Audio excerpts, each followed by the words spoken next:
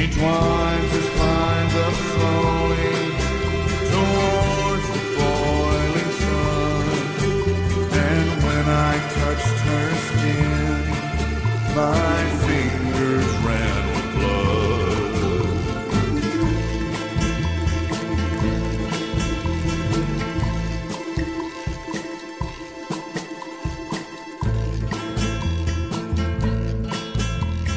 In the hushing dusk under a swollen silver moon, I came walking with the wind to watch the cactus bloom. A strange hunger haunted me, the looming shadows danced. I fell down to the thorny brush and felt a trembling hand.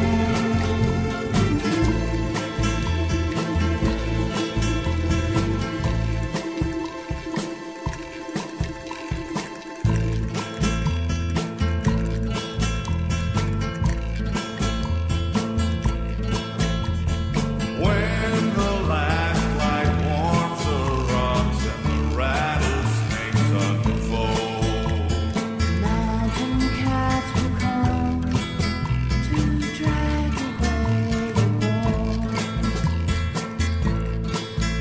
then rise with me forever across the silent sand, and the stars will be your eyes, and the wind will be my hand.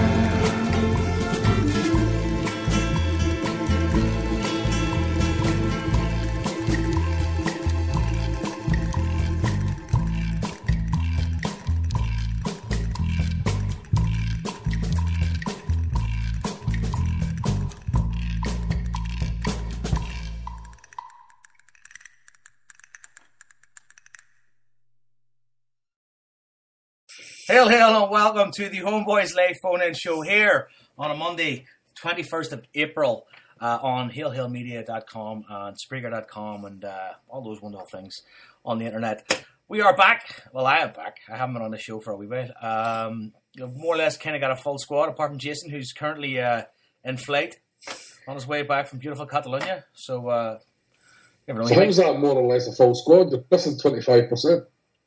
You're being kind of Jason, I think. I know. To be fair, it's going to feel like about 2% when we talk about the previous shows. So anyway, first things first, usual guff we got to get out of the way, which we kind of do at the start and never normally keep up. HomeBhoys. I'll be back in a second. Back in a second. All right, good. It's a good start. So you can call us in, right? If you want to call us in, you want to take part in the show, which some people do, some people don't.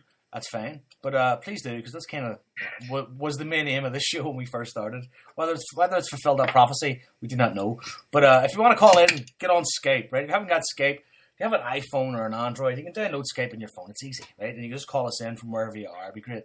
Okay? If not, you can call us at the HomeBhoys telephone number, which is a local Glasgow line, which is 0141 356 7327. That'll cost you the same price of calling Glasgow on a landline. Simple as that. Otherwise than that, hit us up on @HomeBhoys on Twitter, or homeboys@gmail.com, or HailHailMedia@gmail.com. Listen, it's the age of connectivity and information. If you can't contact us, I don't know, draw on a stone and get your pigeon to fly to us. I don't know. It's simple. You can contact us. It's easy. We're out there. We're available. But anyway, let's get down to actually talking about stuff. I don't know, a disappointing 3-3 draw at the weekend against Motherwell. Actually, I thought it was a good game. Paul, were you there or no? I was, You there? The atmosphere seemed great, to be honest with you. That atmosphere was fantastic for the Celtic support, pathetic for the Motherwell support, which was probably numbered about 1,200 people for what was their biggest game of the season. It looked pretty hard. You know, and it was beautiful weather all week in Scotland and all that kind of stuff. But as I said before, you know, we take the most abuse in Scotland. We get treated the worst in Scotland, and yet we subsidise the game in Scotland. And there you go with Motherwell, biggest game of the season, and had about 1,200 fans there. Not only that, but one of their best results as well. Yeah, I mean, in terms of the game, I thought some of our players started off in holiday mode. Yes. But at the end of the day, we never got to first gear. We gave them a 2-goal start, missed a penalty, and should have still won the game, pulled it back to 3-2. And, Motherwell were helped by a horrendous decision to allow the third goal. So, overall, not that kind of unhappy. Yeah, the first half was pretty dire in Celtic terms because passing was brutal. The incredible footwork of Barham Kayal took a lot to be desired, I gotta say. Especially that moment in the middle of the park where he kind of went for the Cruyff turn, ended up with a Cruyff wrong turn. You know what I mean? Yeah.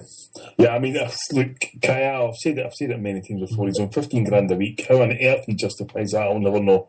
A month ago he was wanting to go. Now he wants to stay. I would suggest his probably agent has tried to flog him in a few clubs, and they've just went, he must be joking, and now he wants to stay for the big money. To me, get rid of him as soon as possible.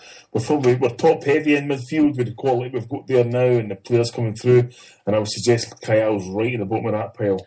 See, to be honest with you, I was surprised to see Kyle and Johansson in the same midfield because I kind of got the feeling during that game that Kyle's hustle and bustle and busyness and kind of willingness to be he's a very not intimidating player, but I'd say if you were starting over a free kick and he could take free kicks, he'd be the guy that'd be in your ear going, I can take this. And I think that might kind of minimise a bit of what Johansson brings. Johansson has that in spades, has that whole character about, like, listen, I can run this midfield. But if he's got someone like Kyle in there who's a wee bit longer in the tooth in the team, he might feel a wee bit, not intimidated, but certainly won't feel like he can give his to me, Joe, what sums up Kyle to me, right, is, let's just say you've got this show right here and you've got all the 4 guys every single week doing the calls and doing all the chat and all that kind of thing, and then one guy came on and was like, done a 5-minute call and then decided to take credit for the whole show. That's what Kyle done when we drew with Ross County. You had the whole team getting the Lapiona, and what did Kyle do? Let's take a selfie. Let's let me as the main guy and all that kind of thing. I mean, the guy, if you look at it, I would urge anybody to look at that selfie really closely and look at the expressions on some of the players, particularly Chris Collins, who are looking at Kyle saying, what the fuck are you doing? You know what I mean? I know. How long a contract has he got left? He's got a year and a half still to go, Harper. So, is that why oh, what's that? What's that noise? Davey, you there, Davey? Yes. Just try not fiddle with your microphone because it sounds like you're rubbing against it. Right, guys, I'll call back in 2 minutes, right? No problem. Is that why he's in the team then? Do you think try to shut window for the close season? Well, I hope so. I mean, it can only be that or getting a medal because, I said before, like, the Dundee United game, Dundee United have a real gap between defence and midfield. John Rankin can't really fill it. He's not got the energy. He's getting on the guy. And so Samaras and Kyle had a really good time there. They got tons of space to do what they wanted. Motherwell fill that area because they've got Sean Hutchinson, who's no pace, and Steve McManus, who's at the end of his career. They need to protect them. So Kyle and Samaras, were really just never really had any kind of time or space to do anything. Samaras scored a great goal, obviously. But Kyle, I mean, we talked about it on the show last year. We got battered at Fir Park twice at the end of last season, and with both times we had Kyle and Rogic in the middle of the park. And I've taken my kind of feel sorry for Rogic because Rogic must have been looking at Kyle saying, "What on earth are you doing?" He runs about like a heedless chicken. He doesn't keep his position whatsoever. His shot on Saturday at Fir Park was akin to Jeff Thomas at Wembley. It was absolutely dreadful. And for 15 grand a week, if that's value for money, then God help us. It was pretty abysmal. I mean, if he's out there for the shop window, God help anybody that buys him, because I think we're all kind of unanimously kind of voted now going, he's not bringing anything. I mean, anybody new that's come in the midfield is doing more than he's done, and he's meant to be like one of these kind of, not a veteran as such, but somebody who's been there long enough to know what it takes. But I don't think he's still in his real international, and people Celtic when they're trying to punt him, or his agents trying to punt him, they look back at what he'd done in his early Celtic career and say, look, there's a guy still in there. Maybe he just needs a move, needs to play games. So there's somebody will take a chance on him, but it's certainly not going to be one of the top clubs that he thought he would have got maybe 2-3 years ago. I'll tell you what. When he was talking about Man United now. I mean, he wouldn't get Man United reserves, obviously. But, I know. But He could easily get picked up by a lower EPL side or a top half championship side. Like, no, take a chance on him because you'd probably get him relatively cheap. or even 15 grand a week stung to the clubs. I think you're right. I think you're right. We've been joined by Davy McLaughlin. Davy, you there? No, he's not. Davy? No, he's not. He's not there. Right, Davy's not there. Told him to stop rustling his mic, so he just sort of He's just pulled her to the wall today. Yeah. I'll try and message it back. I have to say, I missed what you were saying at the start because I had to go and pick you some technical issues with the iPad in the bedroom. But I missed the first 20 minutes. I was working on Saturday, and I just got home and caught it. Missed the first 20 minutes. Did you say the first half wasn't great, but we still dominated possession. I think we had 75% possession, and 40% of the play was in the final third. Motherwell's final third. Like, no, they were just packing it. The second half, I really thought we were absolutely excellent in the second half. I thought we were really, really good. Yeah. Some great passing play. But we could have created a few more chances that were more clear cut. We did create chances, but there weren't too many really clear cut, if you know what I mean. Shots going wide, shots straight at the keeper, stuff like that. But no, I thought we'd done enough to win the game, certainly. Like, no. But when you lose goals that we lost, basically the 3 goals are. I know the third goal was, you could say, mate, there was maybe a foul in there, but the first 2 certainly were bad mistakes, like, no, for guys who've been playing out their skin, like, no. So, I don't know. I mean, Motherwell say they scored 3 goals at home against Celtic, so they deserve something at the game. And from Motherwell's point of view, they're probably right, but as a Celtic fan, you can always say we were far the better team, like, no. So, yeah, that's just the way cookie crumbles, like, no. Aye, I agree, like, the first 2 goals, Ambrose, Foster were clearly at fault. Second goal, the whole defence was at fault. Third goal comes for a free kick, which is never in a million years offside. I don't know what the linesman's thinking of. But, at the end of the day, we've been on the show last season, we're moaning about Celtic losing games after Champions League games and taking the foot off the gas, or whatever. They're playing a game. The league's already won. It's one of those biggest game of the season, and we're 2-0 doing with us apparently. 9 times out of 10, players was just like, you know what, stuff this. Let's just walk away for this. But they never. They stood up. They got the 3 goals back, and unfortunately to lose the third goal. But that's why I'm not going to be overly critical of anybody on the park, like. Do you know what I think it helps as well when we go to Motherwell? It is one of the best atmospheres now. The Celtic fans seem to be really, really up for it when we go to Fun Park. Always packed. On that end, it's just really, really loud and noisy, and it's a good atmosphere, and that's probably going to be the best place to go in next season, that and Tannadice, because obviously Hearts are gone as well, like, so. Well, aye, and certainly, if you're in Edinburgh right now, there's a big chance that Hibs could go as well, Hibs as well? Hibs are going on the tubes too? Well, the Hibs are only 2 points ahead of the playoff place right now. And they've only won 1 game in the last 15. So, I think the Hibs have lost the last 5 games, only scored 1 goal in that 5 games. And I don't think there's a Hibs fan. The ironic thing is that 3 weeks ago, Hibs could have relegated Hearts. And now Hearts go to Easter Road on Sunday. We have a chance of putting Hibs second bottom of the league. So, it just shows you how mad football is. Davey's back, Joe. Davey, you there? He's back, or he's not there? Davey, you're not there, are you? He's online, like that. I know, I can see him. I can see the picture. I can see him and his son with 11 Celtic players. Oh, I think that's Belfast Celtic. No, it's Is not. it Belfast Celtic? No, it's not. It's not. I'm getting it wrong. Come on, Joe.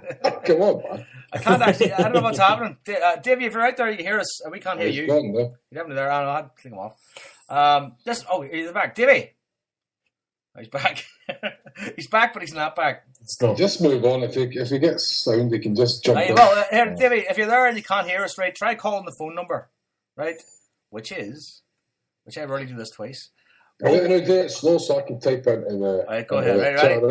Call 0. Okay, I'll say 0. Hang on. Call HomeBhoys. Landline. 01. 01. Oh. 41. It's not 0141, is it? According to the 0141, Yeah, 0141, yeah. Right. 356 3567. Well, whatever you want to do. Right, 327 then. 3567 327. right, You got it? right. Tweeted. Right, no problem. Done. Right. If anyone wants to call up on that because clearly Skype's acting a maggot. Hold on. You know, TV's want to show a video now. No, we can't be doing that. No, He better have his clothes on. He's gone now again. That would just destroy your connection. It's not really good in a radio show. Like. Well, you remember your man called us in that time and he had What about his house? on his house having conversations and kids and all were following him. It was like that scene from Rocky, just kids following him around the house. Anyway, I was disappointing result. I mean, like the end goal with John Sutton. To be honest with you, I kind of seen it coming. I seen them having a really good chance at the end of the game somewhere. And Davey can hear us, but we can't hear him. Right. Is this all about Davey? Right, the David show. Davey's coming on anyway. But anyway, so I was disappointed with the John Sutton goal, but I wasn't kind of totally surprised because there was kind of moments in the game when the players were just switched off, especially Ambrose in the first half. I mean, he was all over the place. To be fair, I never seen it coming at all. Like, I thought we would that was a seal, and maybe even a chance we would maybe score again. I thought that the whole game they were playing really well in the break. I thought they had their breaks well sorted out. I think that was kind of their game plan, and it worked. But yeah, I mean, I thought Motherwell played quite well. I think they were a lot hungrier for the result than Celtic were. I thought, especially in the first half. Honestly. No, to be expected, I suppose, really. Obviously. But I mean, I would expect Brother Chris to have not fuck it. I'm like, but I mean, look. End of the day, I mean, we went this time last season. We went there. We got beat 3-1. I was at the game with Jackie McNamara that day, and he said that's as bad as I've ever seen a Celtic team play. And we then went on and never lost a game to the next game in February. I think Lennon probably looked at that and thought, right, we're not going to go in and just throw in 10 and 6 or 8 Finnish players that we had that day. And clearly, as Lennon said in the paper, they got a rocket at half time. And they responded really well, you know what I mean? I thought the Samaras goal was absolutely brilliant, I have to say. You watch it again, when the ball's ricocheted, he takes McManus out of the game, completely out of the game, allows you to have 2 seconds of space to then put the ball in the net. And I think we've all said the moment is why Samaras doesn't do that every single week with his stature and his strength and all that kind of thing. I thought it was brilliant. The Griffiths goal's fantastic as well, Yes. I mean, the whole backdrop of him and whatever, we all know that, we've been done to death. His finish was top notch. It was absolutely top notch. Let's talk about the Year Cup for a minute, right? Because I dived into Celtic Minded just for 20 minutes a day just to see what's going on. And there seems to be some sort of debate that we think Lee Griffiths was ear cutting the Celtic fans as a get it up you sort of thing. To me, I took it as he was taking the cheers as he ran right along. There wasn't it? It didn't even cross my mind that there was some sort of thing. That it was a get it up you, the Celtic fans who apparently there had been a few. There'd been some verbals at the front and when he was warming up, so people were saying, and there was a couple of boos, and he apparently maybe told somebody to F off when he was warming up. Who knows? But I took that as him running with his ear cupped right along the Celtic fans to take the cheers more than anything else. And it wasn't until I seen on Celtic Mind today, and I think apparently it was one of the, of course, it would be one of the Red Tops that kind of ran this. This Lee Griffiths against the Celtic fans. See if you want to get up yours to the Celtic fans. Remember Al Berkovich did that? Yeah. That's a get it up you saying. Right? For me, that was Griffiths going like, I mean, not just the people out there having a go at him, but the media as well going like, say something now. Plus the fans are cheering him. He just scored a smashing goal. I mean, he came from nowhere. Nobody's seen that run, right? And there was one place he could have put it between the last defender and the keeper, and that's exactly where he put it. It was a great goal, and it was him kind of running away, going, right, well, what else have you got to say? Davey, are you there? Who's there? I fucking hope so, mate. I've been calling for about 20 minutes here. Davey McLaughlin, finally we get to speak. How you doing, guys? Not too bad, Davey, all right? Do you know what? I fucking had the mute button pressed. I tell you what, Davey, you're under pressure now. This better be good. Tell you, first things first, right? Just to explain, Davey's calling. Davey is actually the cousin of Paul McLaughlin, who was on the Paddy Hill podcast with me. Right. Paddy Hill. So, and Davey was instrumental in helping put that together. So that's why Davey called in tonight as well. And Davey, this is the show. The reason it kind of came about, lads, was basically, I'd obviously heard you talking about the plan that you were trying to do with Paddy Hill. Can you still hear me okay? Yes, no problem, David Gay. And I listened to, well, I'll go into greater detail later maybe, but I listened to all the podcasts, so I heard that and I thought, well, my cousin knows Paddy Hill very well because they're all part of the Mojo thing, you know, so I gave Paul a call, and Paul was incredibly busy. I mean, the hours that guy puts in, and believe me, these guys are their own bankers' wages, you know, they're doing it as an absolute vacation rather than to make any money out of it, you know, but and that's when I got in touch with Joe and says, look, if you want, I'll try and kind of push through a wee interview. So having heard it now, I'm glad that I did do it because it was absolutely fantastic. It was great. It was great work. But then again, I mean, to be honest with you, see you coming on now, Davey, it ties in with a lot of what we're going to talk about tonight because, I mean, we've recently passed. Harper, do you want to take us over and explain to people what's happened recently?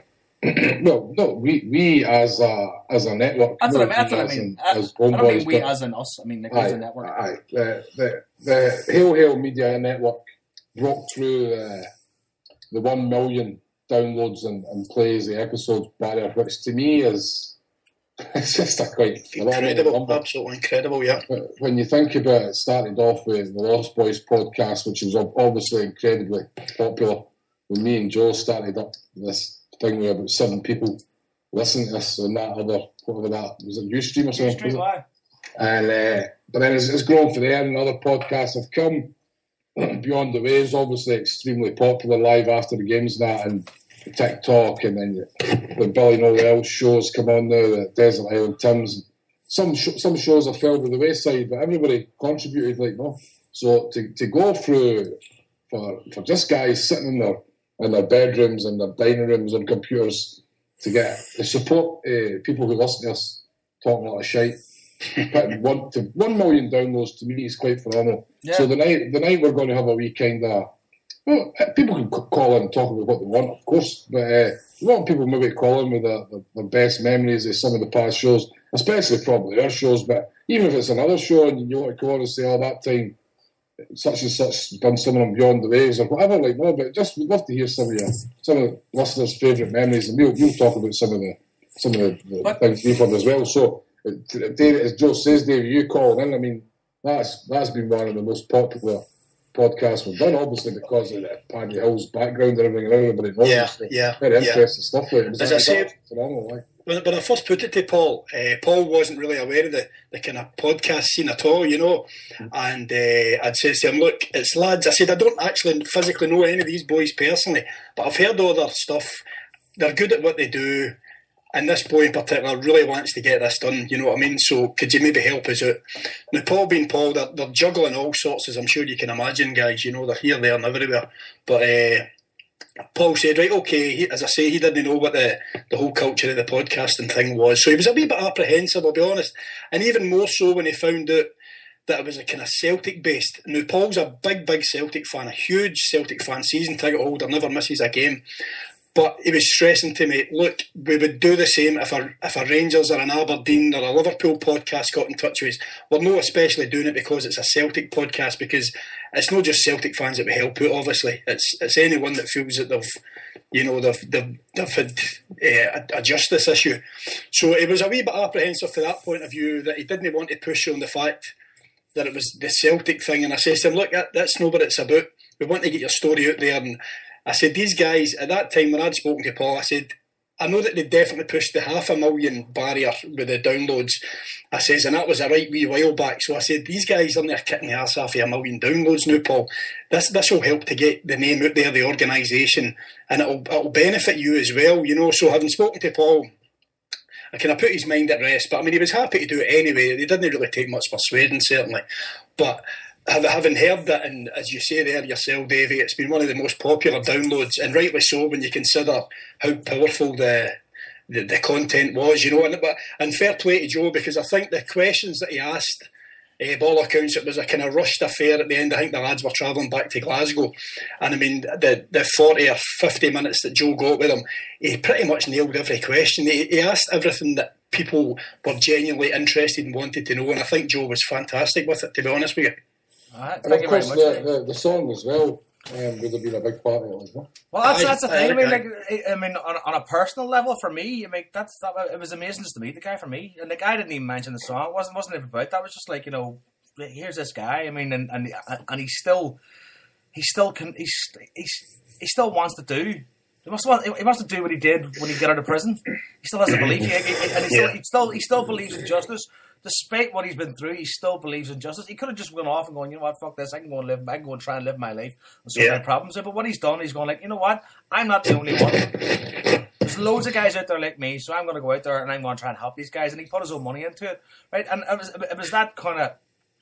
It was his attitude and the way he spoke that got me, that made me write that song. And we're going back 6-7 years, right? It was just like something I wrote first thing in the morning, and like, but to actually meet the guy, for me personally, it was just incredible. I walked home with my wife, and I was like, and I sat down and I listened to it on my phone about 3 times before deciding, like, you know what, I can put this up totally unedited. It was amazing. And but for you, Davey, getting involved, that would never happen. Which I mean, we want to thank you for it. I don't know, Joe. I mean, I think they were already aware of. You'd obviously been in touch with them anyway with regards to the song, so obviously they were aware that you were trying to push something. I mean, I don't take any credit for it whatsoever. All I said to my cousin was, "Look, would you have a word with the guy?" That's all that I done. You certainly done the hard bit. You know what I mean? So if I could have helped in any way, as I said to you before, anyway, Joe, and kind of private messages over Twitter and stuff, the hours and hours that you guys pump out in these podcasts. If me making a 5-minute phone call to my cousin, I'm quite happy to do that, considering what you've done for most of the Celtic fans out there. You know, the output and the achievement that the 4 of you guys have done. I know it was Joe and Davey at the start, but then you get Paul in and then you get Jason. Honestly, it's absolutely incredible what you do, and I just wanted to come on just to kind of thank you, particularly now that you've broke the 1 million mark. You know, I think that's testimony to all the efforts that you've put in, boys. That's brilliant. Davey, all we ever wanted to do was connect with people. I mean, me and Harper, all we ever wanted to do was connect with people at the beginning of this show. And I don't want to make this a HomeBhoys, let's wash each other's balls podcast, but I mean, I think it's important that you do some things, but because you do deserve a lot of credit. I know. I feel as though I know you all personally because I've listened to you now for a few years, but sometimes it's good to fucking blow your own smoke, because it's important what you do, and it's good that you get recognised for what you do, lads. That makes sense. Thank you very much, David. But tell you what, see being connected with people like you, and see if you're people. Like, that's what I love about this show. That's what I love about these networks, podcast networks. That's why I love podcasts, and I love like social media on this wavelength, like all towards a dedicated medium such as Celtic, which we all kind of feel very pure about. Right? Yeah. Is you get to connect with people and you get to meet people, and whether you're a Davy McLaughlin or you're a Nettie Cantwell, you're a Darren Horgan, you're a Paul Larkin, you're a David Harper, you're a Jason Higgins, or you're a Chris McGuigan, whoever you are, you're out there, right? You can just go online and download guys who talk the same way as you talk, and it's just like being, and the purpose is it's just like being with your mates. Right? And again, you have this global army of just friends. I was in the toilets one time at Celtic Park, and some guy recognised my voice and started chatting to me. It was your voice. It was the weirdest fucking experience of my life. But I tell you, it was one of those things going like, that's actually that's deadly. You know what I mean? That can happen. Uh-huh. You know what I mean? Well, to give you a wee example, sorry if I'm coming on in pure rabbiting here. I've only been on the air for 2 minutes, but to give you a wee example of just how they kind of, I know it's a kind of cliche, and I don't like using it, but the Celtic family, it's not really a term that I like using, but it's true in its truest sense. But I'm quite involved with the Celtic Grave Society, and I know all the lads and all that, so I happened to mention to them, just in passing, that I was going over to Belfast, just for a wee weekend trip, myself, my wife and my wee boy, and Jamie Fox, who's on Twitter. See all the guys in the Celtic Graves, they would be embarrassed that I'm even speaking about them right now, to be honest with you, because they totally play down everything they do. But Jamie Fox, a few of you may know the guy anyway, he put me in touch with Chuck over in Belfast, who runs a huddle board. Yep. No, I'd never met Chuck. I don't know him from Adam. Jamie put me in touch. Aye, Marty Flynn, that's right, Davey. Aye. And Jamie had gave me his number and says, look, give Marty a wee call. We'll ring ahead and say that you're coming over and you're part of the Grave Society. So I phoned Marty. They'd been building it for a couple of weeks. Phoned Marty. We arrived on the Saturday morning in Belfast, only 2 weeks ago, in fact, because we watched the Dundee United game over in Fenland. And Marty picked us up, took us to the Belfast Celtic Museum, took us down to Charlie Tully's graveside. The hospitality, and bear in mind, an hour before that, I'd never clapped eyes on this guy. I'd spoken to him briefly on the telephone, and this was just all through the power of social media. Aye. It's the things that we've got at our fingertips now, and the way that you guys are using it by getting the word out there. I mean, 1 million downloads, boys. That's fucking. You can't beat that, mate. You can't beat it. You know, Joe and Marty went to school together and used to record rap records. That's not true. It's true. Listen, me and Marty Flynn were in the same class at school. That's how I know Marty, right? Oh, is it right? Me Yeah. and Marty were in the same class at school. And Fuck me. Who was the teacher? it was Christian Brothers School. It was a hardcore Christian Brothers School. Fucking, it was run by lunatics and inhabited by absolute maniacs. Tell them about the rap tapes. You're not going to make me tell that story, yeah? Oh, Okay, I tell you what, okay, fair enough. I'll tell that story because if Marty Flynn's listening to this, he'll remember this story, right? I actually told this story on the Rob Kelly podcast. If anybody remembers that. Right, anyway, right? As you can tell, I have a propensity for putting words and music together, right? That's thus the songwriting, thus therefore the Paddy Hill podcast, right? And the way I'm thinking of it, right? But back when I was in secondary school, right? Big into rap music, still am big into rap music, right? So like I would be making like wee tapes in my house just for myself, right? But I'd write stuff down because nothing comes without practice, right? So I practice, and then lo and behold, I wound up getting a copy of like the Beastie Boys album, right? But on the end of the Beastie Boys album, I somehow recorded this weird wee rap, right? And I lent this tape to a guy in my class, and he was playing it, and he heard the end of it, right? And then he took it, and he told everybody in the school about it. So everybody congregated on the bakery one lunchtime to listen to me rapping at the end of this tape. I have never lived it down. I swear to God, I was 18 working in a coal yard. The guy pulled up and goes, "You still got that rap record, you mate?" That's something that could be worse. See if everybody has that recording. Please track it down and get I'm it. almost certain. To close the show with that I'm one. almost certain I can remember the words as well. But tell you, no, I was ahead of my time. I was using what was at my fingertips to make the best of what I had, just like we're doing right now, Harper. Right. Anyway. I just overheard you say that. How big was your fucking school that it had a bakery? Oh no, there was a bakery down the street from the Oh, school. right. Like, I mean, fucking bakery in the school. There's no Well, we're talking food. about the 1940s here. Not that old. I wish it was that old. Oh man. Here, what did you think of the game of the weekend then, Davey? I'll be honest with you, lads. I had people coming over on Saturday night, so I had a big long list of chores, cut the grass, and having saw your Twitter photograph on Saturday, I think you should have been fucking cutting the grass as well on Saturday afternoon. I knew it was going to come up. But I kind of drifted in the match, guys. I seen the goals and that, obviously. I had it on, and as I say, I was in the garden and drifting in and out. But the thing that perplexes me the most, and we've all spoke about it a fucking zillion times, Samaras. What the fuck is he doing to justify a game? I can't believe that Neil Lennon doesn't take on board what the fans think. Is he just, in the opinion, well, fuck you, I'm doing it my way and that's it? Because the guy's not going to be there. I mean, I thought Lennon would have been a bit wiser than fucking this. It's almost as though he's playing Samaras to prove that he's the man and it's going to be his decisions. But it's not for the benefit of the team because he's fucking off in a couple of games. I kind of agree. I mean, we've mentioned that a lot on this show. I wouldn't really be playing anybody who's not going to be there next Why year. would you, Davey? Exactly. There's young boys there getting on the bench now. Just get them in the team and start building towards next season. Like we're going to have the qualifiers are going to come fast and early. So yeah, we've won the league. Let's start preparing now.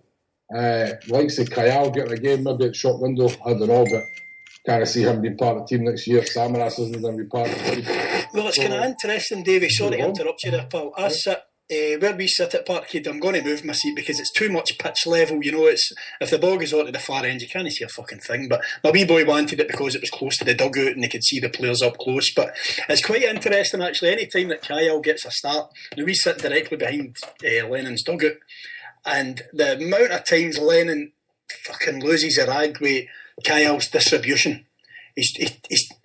Lennon's always saying to him, be quicker, get the head up, look around.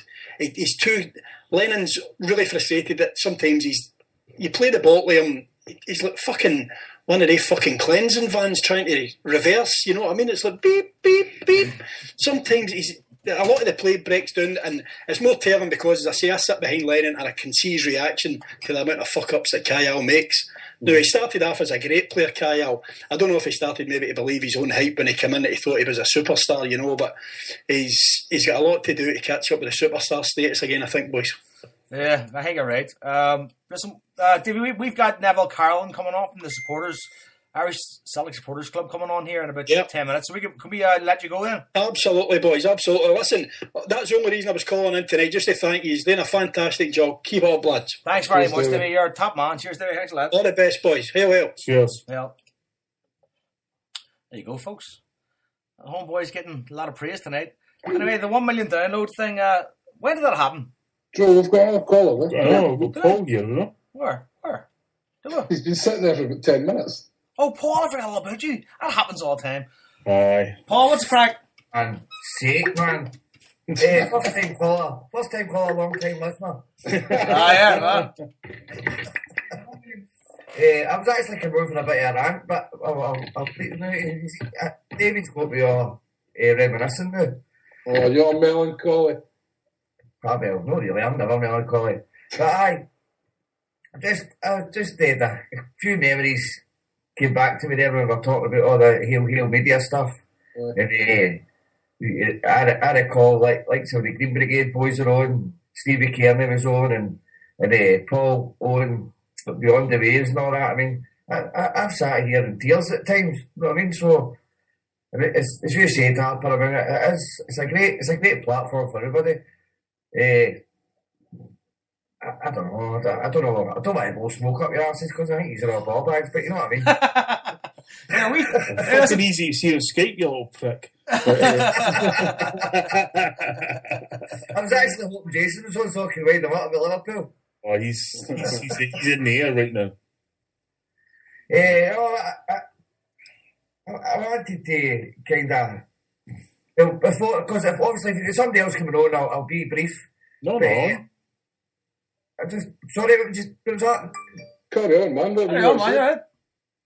I wanted just to say, obviously, I wanted to talk about last week at Aberdeen at the SNP conference. Oh, aye. I felt it was a bit of I don't care, right? It was a poor show. It was a poor show for the Celtic support. Everybody was aware of it, and only 20s turned up, and I thought that was a poor show. And I think everybody needs to get motivated again, and we've got a meeting again on the 14th of May at the London Road Supporters Association, and I would really urge everybody that can to try and make it, because we can't just start being lackadaisical about these things. You know what I mean? We've got to motivate people again. They had thousands of people at George Square and all the rest of it, and these issues haven't went away. And I just feel we need to get motivated again about all this, because it seems to me that everybody's just kind of put it in the back burner, and it's not in the back burner at all. It's only going to get worse. Paul? Hello? You still there? Can you not hear me? Oh, I can't. Everything went quiet for that. Didn't I? No, I know. I agree with what Paul's saying there. As whilst the Offensive Behaviour Football Act remains, there has to be concerted protest, because the treatment and the general attitude towards certain supporters at games hasn't dissipated in any shape or form. We're still getting stopped in certs at Tannadice. I mean, I got touched up more than at Tannadice than I did any disco in the last 20 years. I'll tell you that for now. Hey. And it's just, and it just does not happen to any other supporters. And I know it's hard for Celtic supporters, because we all go and watch Celtic and we didn't go watch other games. I'm kind of in the position where I've watched Dundee United in a few games, and it just doesn't happen in these games. And if people actually understood that, we're almost becoming immune to it, because it's happening at every single game. The stewards are in our face, the posts are in our face, etc., etc., etc. This does not happen to any of our supporters, and so people like Paul and Eddie Turner and Jeanette and I have to be lauded for taking time and trouble to go up to Aberdeen and to protest at the SNP conference. And it was noticeable that the SNP people who were responsible for this act were kind of sneaking inside doors and back doors and couldn't even face the boys and girls there. Absolutely. And not only that, Paul, as soon as we got off the bus, we were issued with a Section 12, which is a public disorder thing. And I mean, there I had the Wayne with me. You know what I mean? I had the Wayne with me, and then you had women in their 40s, 50s, 60s, 70s even.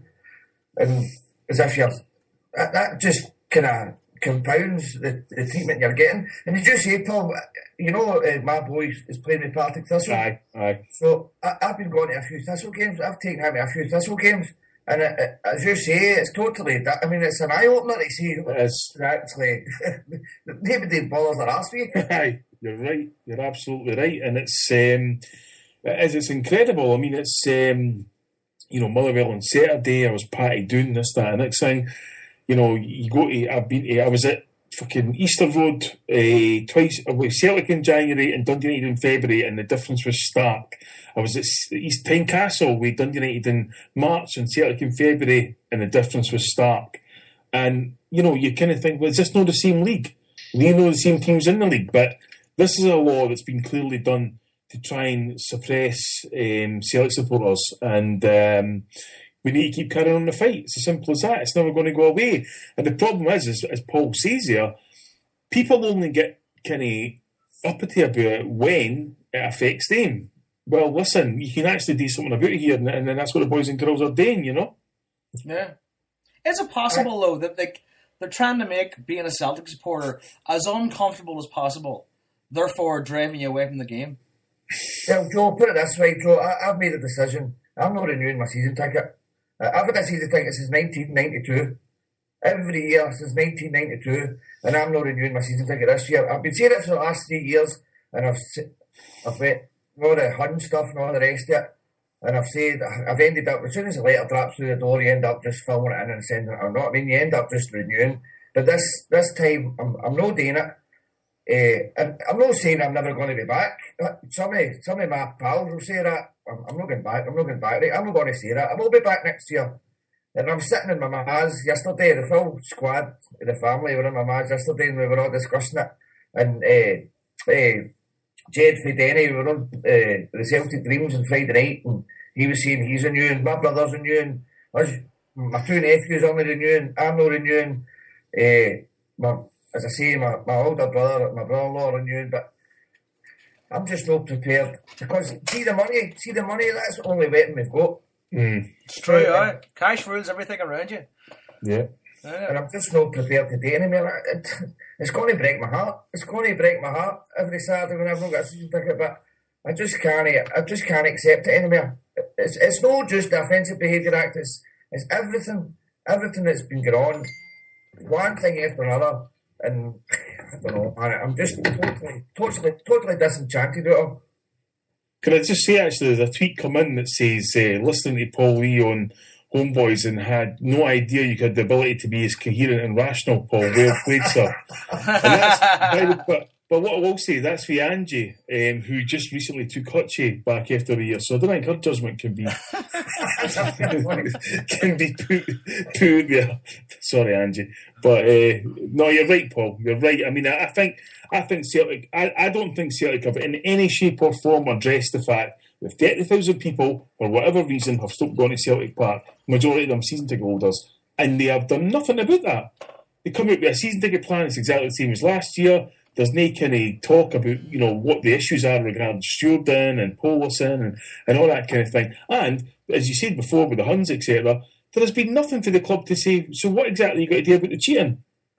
Exactly. And I think that's a huge issue for a multitude of Celtic supporters. Yeah. Right, here, we need to move on because we got callers waiting. Paul. Right, Joe. Pleasure to have you on, mate. Listen, you're one of those guys that as soon as I met you in Glasgow, without even being told, I knew exactly who you were because of the way you spoke. I was like going, this is that fucking lunatic, isn't it? To be fair, Joe, that's what he said to you as well. Well, listen, takes one to know one. I'd just like to congratulate you all again, everybody, yourselves, Graham, Chris and all that, for the HailHailMedia and a million listeners and all that. Well done to you all, and keep up the good work. Cheers, buddy. Come on, Paul. Take it easy, pal. Right, God bless, brother. Come on. Cheers, Paul. Darren Horgan, you've been waiting away. What's happening, mate? You all right? I'm good, thanks. Thanks for having me on. Not too bad. This is the man that influenced the opening track tonight. Thank you very much for that. Thank you. Appreciate that. I gave you a headset to put it on Facebook, so thank you. Brilliant song. Thank you for playing. That was an honour. Thanks, Joe. What's happening, Darren? You all right?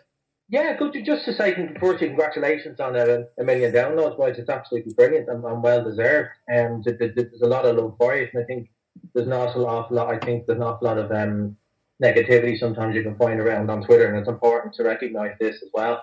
That he's absolutely brilliant, and he's providing an amazing service for Celtic fans everywhere, and it's absolutely brilliant, and you should be congratulated for it. It's absolutely brilliant. You just do it on your own time, on your own bat, and it's absolutely fantastic. Usually, as you probably know, I listen to shows live. I also listen to them on download when I'm jogging as well. It's a nice thing to have when you're kind of just to listen to you. So it's like, yeah, and I reiterate one of the other callers that it's like you listen to a couple of your mates talking. And it's just brilliant. So thanks, guys. Another minute. Darren, have you got any particular show or something that happened on a show that stands out for you? There is one, and I was thinking about it because I know you tweeted about it during the week, and I wrote three of them down. And there was one, well, it was slightly negative, but it was brilliant. It was after the Ajax game for all the lads there in Amsterdam, and the show right after that was really just breaking down everything that happened. And from what I've read in the papers and on Twitter and all that, it was heartbreaking to read all the things that happened. It was very, very important, I think, for people to ring in and say what happened and hopefully get a bit of justice. And I think that was an incredible show. And I know Jeanette Finlay came on after that as well, who I think is an amazing, amazing woman. And just anytime she's been on the show, I love listening to her, I love hearing what she has to say. And just, she was brilliant. And she should fight in the corner for those poor boys as well. But I just thought that was an amazing show. It made me very angry listening to it, as any right-minded person would be. But it was very, very important to address all those issues that happened and just like actually to get it out in the open. Yeah. I just thought it was an amazing show. Very, very important. Made me very angry to listen to it, of course, but it was a very important show too. I remember that one actually because I remember the guy who had their passports called in that show, Francis. Yeah. Remember him, yeah. And he called it. He said, "I have their clothes, I have the passports, but I can't get in to see them." I remember that being like, Jesus, I mean, like a guy like this can now come out and say stuff and people can hear him because otherwise, what else is he going to do? Who's he going to talk to? I mean, exactly. Yeah, and about the poor guy, he got his teeth kicked in and all. It was horrible stuff. Like, really just vicious. And he was out there. I think his girlfriend was Dutch, if I remember correctly, and they were trying to help. And I think, did he meet one of the girlfriend of one of the guys? And like one of the guys was arrested. He did, yeah. And the family came over and he met them. Yeah. And like he was treated like other girls. So it was stuff like that you don't read about that in the papers. You don't read about it on Twitter. And it's important that they had a network there. But it was an incredible show. It was brilliant. And that kind of got the ball rolling on a lot of stuff as well. And this the Jeanette, of course, as well, who's just, to say it again, she's absolutely brilliant. And just, there's a couple of times she rang in over the past year as well, where you listen to her forever. She's just great. But that was one that was really stuck. It was an important show where it wasn't all happy and ill and all this kind of stuff, but it was just it was a very, very important show. And also, personally, I love the Paddy Hill one as well, Joe. I thought that was brilliant. I absolutely just mesmerized. I've listened to it 5 or 6 times. It's one of those ones, I know my iPod is kind of full up now, podcast, this one I won't delete because I just love listening to it. I've listened to it a few times myself. It's one in fairness, I have to, because there's a lot of stuff I can have to reprocess and go, Jesus Christ. I mean, like, it takes a while for it to get through to your brain. You go, fuck, that actually happens. That's real. It's hard. It's just, but it was a brilliant, because remember my own father talked to me about that at the time as well. I was probably a little bit young at the time when all started happening, and he was telling me this as well. And it was brilliant and it's, I suppose it's something that with regards to charities, I suppose people in Ireland in particular are very cynical about charities at the moment with regard to things that are going on. Yeah. With the charities getting 6-figure sums and things like that. But listening to that, I'd be very bad. I don't know any emotion and a charity like that where it's just, and it surprised me how eloquent he was. Like he wasn't bitter. Like it was the heartbreaking thing there that I listened to. He kept on to specialist, the psychologist, and he said he couldn't actually help him. Yeah. That the top man, and he said he was so honest to sit down and talk to him, this guy in Edinburgh and London, and just said that he's not actually trained to deal with what happened to him. Yeah. And that just broke my heart. But he was never bitter. He was just a man who's been spat up by the system for something he didn't do, and just came out and told the story. And I thought the way you interviewed him, Joe, was brilliant. I just thought it was excellent. It was great to listen to, let him talk, and And as was said before, you asked the right questions as well, the questions I wanted to hear. You know, I could listen to that podcast for 5 hours, and it would have been enough. You know, it was brilliant. I But it was got to wonderful sit myself in 5 hours. But like you said, I mean, he's a guy that nobody can help, right? But what he did was, like, he knows that, and he's found that nobody can help him, but it doesn't stop him helping everybody else he can. Yeah. Which makes me go like, I mean, like they've taken more or less this guy's sensibility for emotion. They've taken that from him. I mean, he's a guy that had to tell his kids that, you know, I've got nothing for you, because they basically took all sort of empathy from me, right, more or less. But it didn't take his humanity. It didn't take his will, and therefore, and he spreads that, which totally astounded me. I mean, and it still does. So we've got somebody else in the line. Lost Boys, who's there? Hold on a second. Hey, how are you guys? Who's this? All right, Jamie. Jimmy Burchell. You know, I just wanted to call in and thank you guys for doing everything you do, and from little acorns to mighty oaks. 1 million downloads. It's unbelievable. I wouldn't call you a little acorn, man. It's very impressive. I mean, you know, to think about years and years ago, how I got this long WhatsApp conversation with Harper, right? Uh-huh. And it turned into $100 cell phone bill for me regarding, you know, Harper teaching me the ins and outs of Scottish and Irish and what I shouldn't be saying on the podcast and what I can say on the podcast, and teaching me everything. And wait a minute. I'm not taking the blame for all that shit you said, man.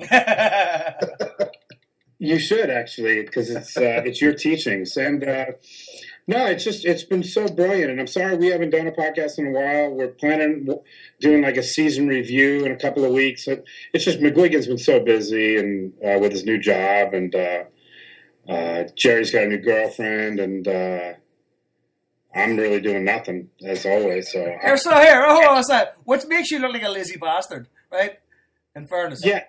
I am so fat right now. Like, I am the fattest I've ever been in my life, and I'm. But are you happy, Jimmy? Jimmy, are you happy? I'm happy. I'm fat. My Crohn's is in full force. Life is good, you know. So you're fat and shitting yourself. You're telling us. I'm fat. I don't fart with confidence anymore. But Jesus. you know, life is pretty good. Life is pretty good. Oh my God, Jimmy! So how are you guys doing? I want to ask a question, Darren. You still there, mate? Did you listen back long enough to listen to the Lost Boys podcast before the HomeBhoys came along? No, I did miss that. I heard different things about it, but no, I didn't actually know. I didn't hear about that one. So Sorry. you've got no concept of who Jamie is, That's rubbish. right? we're going to keep you on the line, right? I want you to do a character analysis on Jamie as soon as we're finished talking to him. No problem. I'm fascinated by he doesn't fart with confidence. That's just Here, okay, Jamie. Right, fair enough. Put it this way, right? Jamie, I want you to give us a play-by-play of how you met Chris McGuigan, right? Okay. And in the space of 5 minutes now, right? And how you came to know about Celtic being an American. So I am a very loyal American. God bless USA. Right, fucking speed it up, yeah. No, so Chris McGuigan and my wife and Chris's wife put our kids in the same Mother's Day out. You know, both parents don't work. Both my wife and his wife didn't even work, but of course, you know, being a mom is just too much work for them, so they had to have a daycare for kids, and that's where they met. And so we went out to dinner one day, and he starts telling me about Celtic, and every time I would say Celtics, because I just thought it was the Boston Celtics, and I had no idea. And he said, listen, tomorrow we're playing this team called Rangers. You've got to come over. Now, I play soccer, and I love soccer. So I came over, and that's it. I got hooked. I got completely hooked on Celtic, everything about it. And McGuigan's going bonkers. And then, you know, about a month later, he says, we're doing a podcast where we're going to talk to CFCs. And I didn't even know what the hell a CFC is, you know, supporters clubs and CFCs around the United States and around the world. And he wants me to do Twitter. So I'm like, all right, I'll tweet for you. And so I start tweeting for him. And I think I made fun of way too many people on Twitter that I had no idea who they were. I'm like, who's this guy in shorts? And who's this? And McGuigan basically fired me from Twitter and gave that over to Harper. And I started on the podcast, and little acorns again turned to oaks, and I told Mexican rants, and I told a little monkey story that people liked, and things went on from there. Next thing, you're a Best Celtic moment celebrity. on Lost Boys, Jimmy. Which one? Yours. What's yours? Oh, my best moment on Lost Boys? What's your favourite? I think the fact that I was ranting about Mexicans coming to the United States and wearing Mexican jerseys is one of my favorite because of the irony of something, the irony. And I think the little monkey story is one of my favorite stories that I've ever told, where I held a little black child and I called him a little monkey by mistake. So Jamie, we figured out that your favourite moments on Lost Boys are your moments. And I know he's got Griffiths on the back of his Celtic jersey. Right here, Jimmy. We've got a caller coming in. Guys, God bless you. Congratulations on everything you've done. You've done really great. Congratulations. Dead on, Jimmy. Talk to you soon, mate. Talk to you soon, man. Listen, Joe, we don't want to turn this into people. We wouldn't want people to call in and say, "Oh, yous are great" and all this kind of stuff. That wasn't the plan. I know, Harper, but here, I'm hardly dragging out of them. Like. I know you love that, but we want more people's funny stories. And here, feel free to jump in with and intervene at any point. I know. I'm just telling the listeners we're not sitting here wanting praise. That wasn't the goal. I know. Here, listen, I didn't orchestrate Well, this. apart from you love all I Joe, you're certainly fucking on your back getting your tummy tickled by all this. We better start talking about Jason soon for the bad moments. Oh, Larkin, you're the man of the words. We've been joined by two new callers, actually. One of them, I think, is Neville. Neville, are you there? I am indeed, yeah. Neville, how you doing? There's another caller I got to talk. Corpac Boy. How you doing, fellas? Not too bad either. Can you give us 2 minutes till we get through Neville's thing here? Neville, you there? Can you hear me? I am, yeah. Neville, yeah. I made slight mention of you coming on, but I have the information in front of me. Neville, Carolyn is are you the chairman, Neville? Secretary of the Association of Irish Celtic Supporters Clubs. And he's here to talk about the association dinner, which is on 28th of June 2014 in Dublin. And also talk about the Express Yourself a selfie confessed Celt charity fundraiser. Neville, how you doing, mate? You alright? I'm not too bad, thanks. We're having a bit of an online party here, by the sounds of it. Trying to people keep calling up and telling us how great we are. We hate it. Everyone can't be wrong. So Neville, listen, myself and Harper, right? About what was the year Lennon took over? 3 years ago. 3 years ago, we went to the 4 years ago. We went to the City West, and we went for the Neil Lennon. It was Neil Lennon, Peter Lawwell, Scott Brown, Josh Thompson, Andreas Henkel, Morton Rasmussen came along. It was great. Me and Harper went out under like a podcast capacity, pretending we were like media, and it was great. But everybody was giving us dirty looks because there was no media allowed. We were sitting with notepads. Notepads, aye. It was funny. But we ended up in the bar afterwards, and then we're looking at each other going, why didn't we just book rooms here? Because the crack was 90 and everybody was all Celtic up singing. And the World Cup was on at the time. World Cup be on again this year. And it was brilliant. And we were like, we have to come to this at some point. And neither of two of us have actually been there since. That's right, man. I know. But anyway, Neville, it happens every year. And it's one of the biggest calendar dinners in Irish Celtic supporting in the calendar. Go ahead and give us a bit of a lowdown on what's happening. Yeah, that's basically the nuts and bolts of it. It's just, thankfully, the last few years it's been an end of season party. But it's a charity dinner where we all members every year nominate charities, and we usually select two of them, and so that the proceeds on the night go to two nominated charities. And it's the one thing that always sort of take our breath away. We hear it all the time, how bad things are, and unemployment and rising cost of everything. But when it comes to charity, Celtic supporters are just out on their own. They're absolutely incredible. Like some of the things people do and donate, and different things.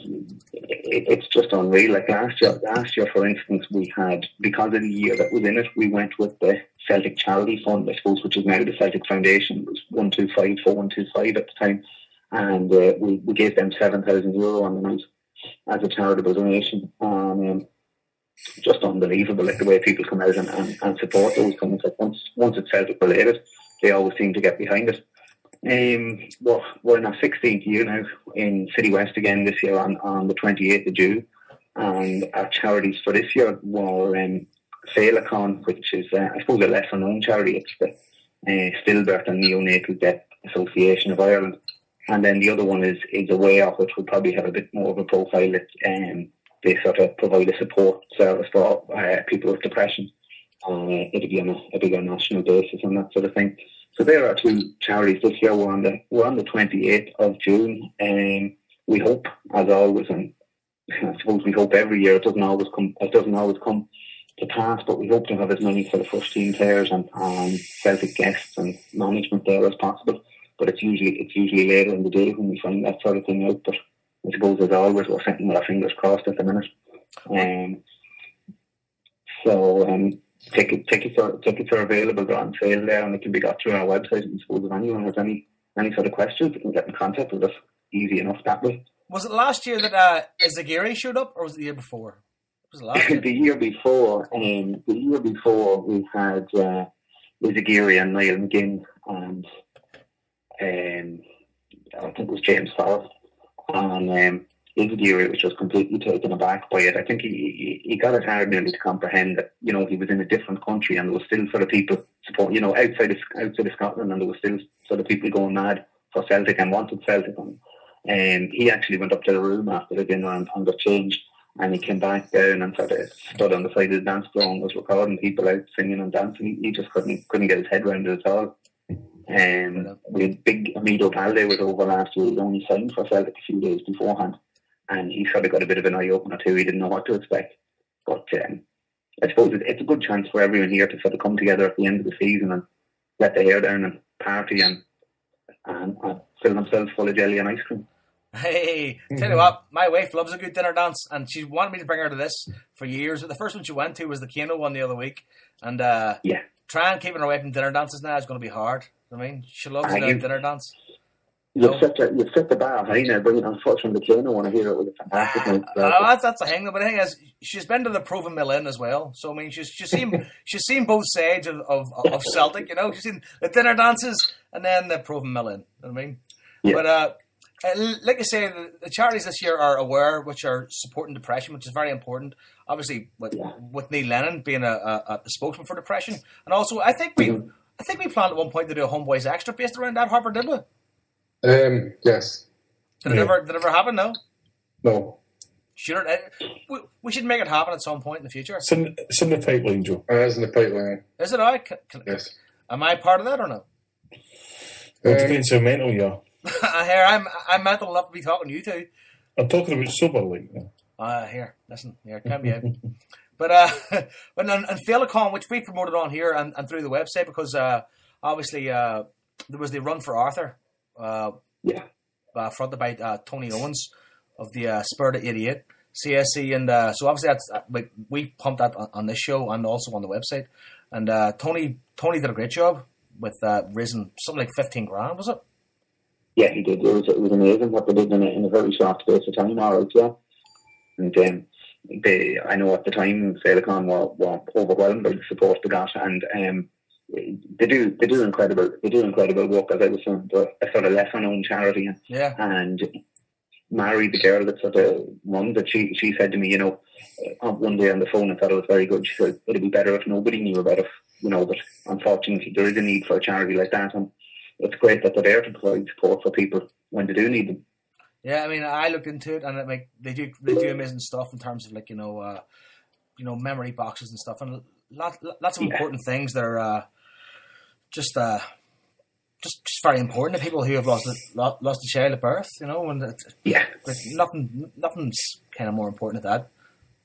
It's incredible what they do. Some of the services they do, and the simple little things that you'd never think of, where they cover all the bases and tick the boxes and support parents. I suppose in their darkest hour, it's unbelievable what they do.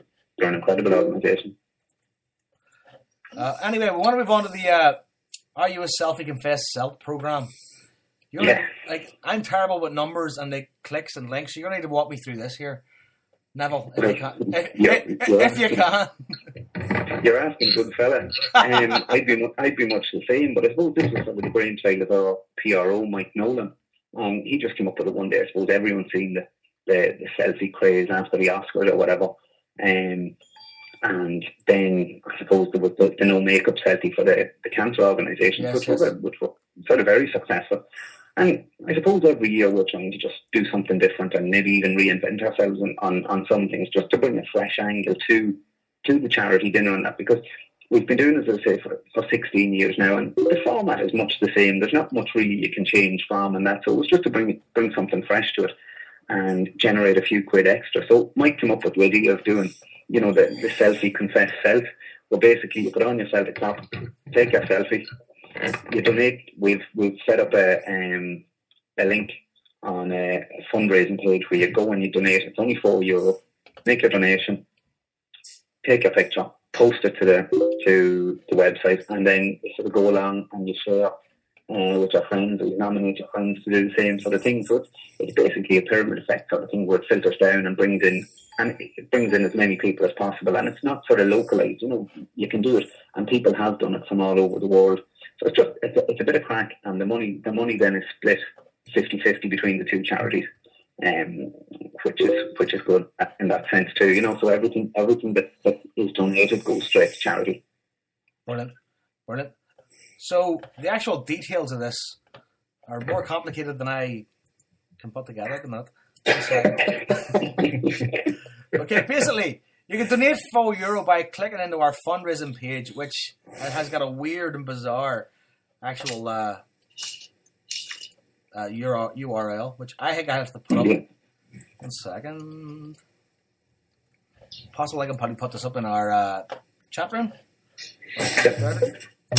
Can't do it. Anyway, so basically, you take a photograph of yourself. You donate €4 to the fundraising page, which is where, Neville, on the website. Sorry, you there? Say again, Joe. Sorry. Is the actual link on the Facebook page? Yeah. There's a Facebook page. Okay, Facebook page. For it, yeah. We'll put that in the show notes. Exactly. Become a selfie confess self. I'm going to stick it up in the Facebook, in the chat room right now. The Facebook page. Here you go. For anybody that's there. Otherwise, we'll stick it up on the show notes. And happy days. So the price of tickets for the charity dinner in the City West in Saggart on June 28th, 2014 are non-members €75 and members €65. Yeah. That's right. Yeah, that includes your full sort of 3-course meal, your program on arrival. There's a complimentary souvenir program, and then you get entry into a free draw for prizes on the night, which I suppose usually start with sort of director's box tickets for a home match in Celtic Park and the likes of that, signed Celtic tops and different things like that. I suppose they vary every year, but they're usually good quality prizes on the night. So it's always a good early night, an early start and a late finish. We go into the wee small hours where we have the Druids back this year on the main stage, in the main hall, providing the music for us. It's their 3rd year, and then afterwards on Score, they're coming, making their debut, coming from Glasgow to play into the wee small hours. They'll probably start maybe around midnight or 1 o'clock until about 5 in the morning. So brilliant stuff, Neville. Brilliant. Absolutely. Fill them up with Red Bull and jelly beans all day and have them ready to go. Sounds like a good night, tell you, gotta say. Listen, Neville, thanks very much, mate, for calling us, talking about this, because this is brilliant. No problem, lads. Tell you, if you're out there, if you live in Dublin, do you live anywhere in Ireland, go to this, because it's a good night out. And you never know who you'll meet, because I met Niall McKim at the Keno dance. I had no idea. He was sitting next to me. Hadn't a clue. I was very drunk, so who knows. But Neville, anyway, listen, mate, thanks for calling in. Thanks, lads. Appreciate it, mate. Cheers. Cheers, right? All the best. Take care. Cheers. Bye-bye. So, we've got here, Core Pack Boy, you there? I'm still here, aye. How you doing? You are a man of patience. First lady, what's the crack? I was just coming on like to as somebody else said, to blow smoke up your arse and just Don't to be. say Harper thank doesn't you like for that all the- shit. Harper doesn't like that stuff. He doesn't want to do it. Oh, Joe, love it. No. As I say, I work. I live in Merseyside, and I work in Leicester, and the podcasts make the journey to work an absolute, pleasure rather than a chore. But just to hear like the previous call, like Neville and the other boys calling in, the platform that you've given people to show the charity work that we're doing is absolutely fantastic. It makes that kind of pales that into insignificance. To give them boys a voice and that, like. Oh, I've been reading this. Some of the best shows we've ever had on this, for me personally, have been the charity shows. I mean, the Maryhill Food Bank having Tara on. Oh, I was going to say Tara Mag. Exactly. You know what I mean? What a laugh she was. But even on Twitter, she's great as well. You know what I mean? But obviously, just a phenomenal person out there doing great things, and we're lucky enough to be able to get someone like her on and come on the show, and I almost said expose herself, but that's the wrong terminology. She was brilliant on the show. She could talk for Scotland, couldn't she? I wish she would. But Joe, it was always something we spoke about right at the start. It was always very important for us to sort of give all the charities a voice on here, starting probably off with the Good Child Foundation, and when we done the stuff for Seamus Cummins and that. But it's not just about the kind of stuff that we done. We just give the platform. It's everybody who listens in, who bought the raffle tickets and bought the songs that you done for Bobby as well and that. And it's just us providing a platform for other people. It's not so much us doing it, if you know what I mean. It's the people out there are doing the hard work and the good work. We're just giving them somewhere where they can have their voice. You say that, Harper. I'm sitting here looking at a picture of, is it Serena in the April calendar? That was actually quite good. I can't take too much credit for that. I maybe just had kind of the idea, but it was actually my wife who put most of that together, and all the models and that, and the photographers and that. But it was good. We raised 1,800 quid. 900 went to the Kano Foundation, and 900 went to the local Alzheimer's charity here. So that was good, right? And not bad to look at as well. You talking about yourself, Harper? Well, that's when they get to December and they get to see as they say, coming down the chimney was a Provo Santa Claus. But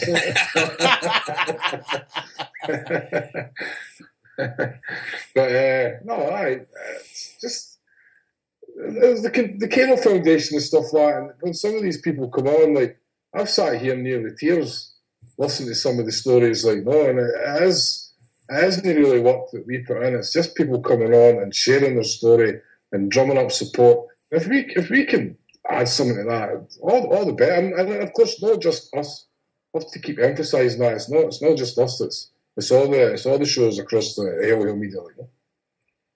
No, I mean, I think I'll take you back to last year. We're talking about previous HomeBhoys shows. One of my memories was, Joe and that for the Kano Foundation coming on and saying they were struggling and needed funds badly.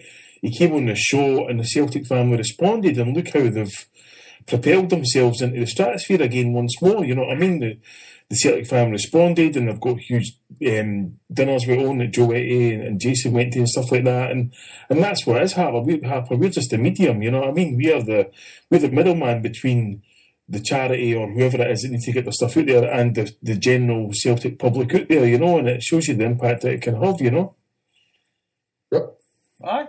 That's the thing, though. But don't you think that's needed, though? That's my point I was making is these guys are out there doing that great work, but without yous, giving it to the greater good and, whatever the word is, the great and the good, we wouldn't know about these charities for per se. Oh, you're right. I think the good thing is that Celtic still do a lot of charity stuff. Do they do enough?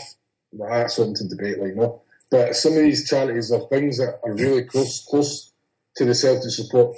And as you heard the guy, it wasn't Joe for the came on, it was the other guy who was on the other week. They don't necessarily want Celtic to fund them, if you know what I mean, in a strange way, because they're proud of the fact that it's the Celtic support that's carrying this torch. Like, no, I listened to that, and I think I agreed with the boy 100%. Mm-hmm. But that's what I hope this network of people does anyway. It promotes that side of Celtic. The fact that the fans will do so much on their own for each other that the club, in essence, becomes insignificant. But you're not categorised by the club. You're categorised by your love of Celtic, the football team. Mm-hmm. You know what I mean?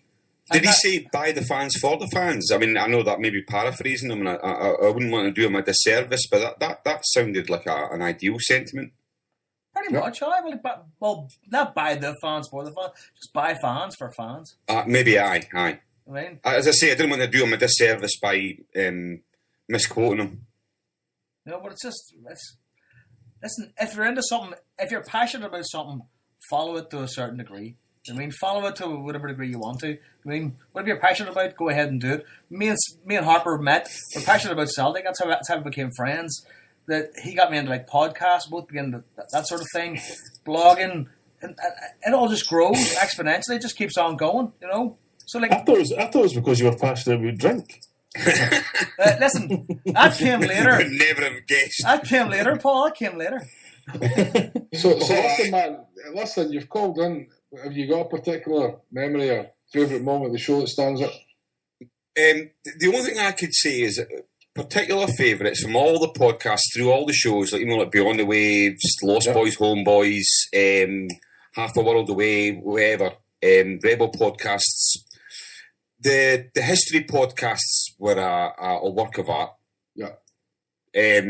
Phenomenal. I've saved them. I've burned them to discs. And I've burnt them to discs for the boys to have, my children to have as well, just so, because to me, they were phenomenal.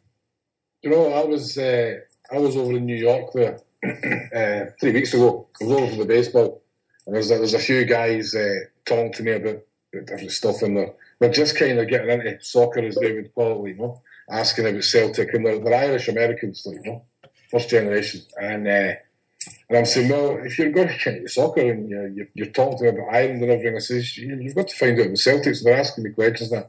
I said, I'll tell you what I'll do. I'll send you links to these podcasts and give these a listen. And I've had a couple of emails back for a couple of the boys and they're gobsmacked. And that's them hooked. Just on listening to why the club started up and things that people would never ever know about that kind of stuff. I mean, you can pick up on a football team. You can be an Irish American maybe and just hear about Celtic. I'll decide I'm going to start supporting Celtic, follow Celtic, and before leave clover on their shirt, all that kind of stuff. They wear green and white.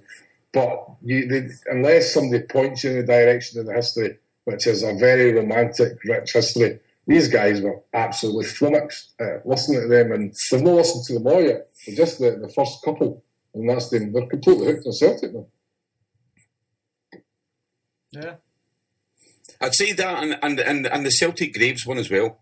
Yeah. The first that was, we would bring a tear to a glass eye. Mm-hmm. Brilliant work, boys. It is fantastic what everybody does. All of yous. Anyway, boys, I'll let you crack on because I appreciate that there'll be other people who want to call in and slap you on the back and all that. And all I can say is all the best. Thanks again for all the work you put in. Cheers for making a lonely car journey bearable. All the best. Hail, hail. Cheers, man. Hail, hail. I'm actually glad your man brought up Half the World Away there because I keep forgetting to mention them because they're probably one of the most latest podcasts on the network and they do a great show. Paul, me and you were involved at the start. Do you remember the very first one? I was pissed at my brains, man. I think I was drinking a bottle of vodka at 11 o'clock in the morning or something. That's not like you. It's not like you, man. You're painting a picture. You're like, James, are you there, mate? James, you there? How are you doing, everybody? See, James, just before you go, right? Yes, I know that time's marching on that, and we might be on later because it's a special thing. But I must mention this because so many people mentioned it on Twitter when we were talking about the memories, and it was one of the biggest memories that people have was when Jason lauded Neil Lennon's Oh no! I didn't lauded Neil Lennon's performance in the 6-2 game for about 10 minutes, and then I reminded him that he never actually played in the game. It was Neil Lennon's defining moment. The thing is, though, it's the funniest. Like, I remember hearing him do that, like, and then going, "That's not right." But you called it right. Yeah. And then Celtic Minded just exploded. I was in Joe's house that night, and I swear to God, the two of us were in, agony. You know that when people say I was in agony, my sides were splitting. That was one of the first times I ever really experienced that. Aye, but the thing is, though, that all kind of died down at one point, right? We were watching the GIFs on Celtic Minded and breaking our bollocks laughing, and then, but I think we had Jim Blythe coming on or somebody coming on, right?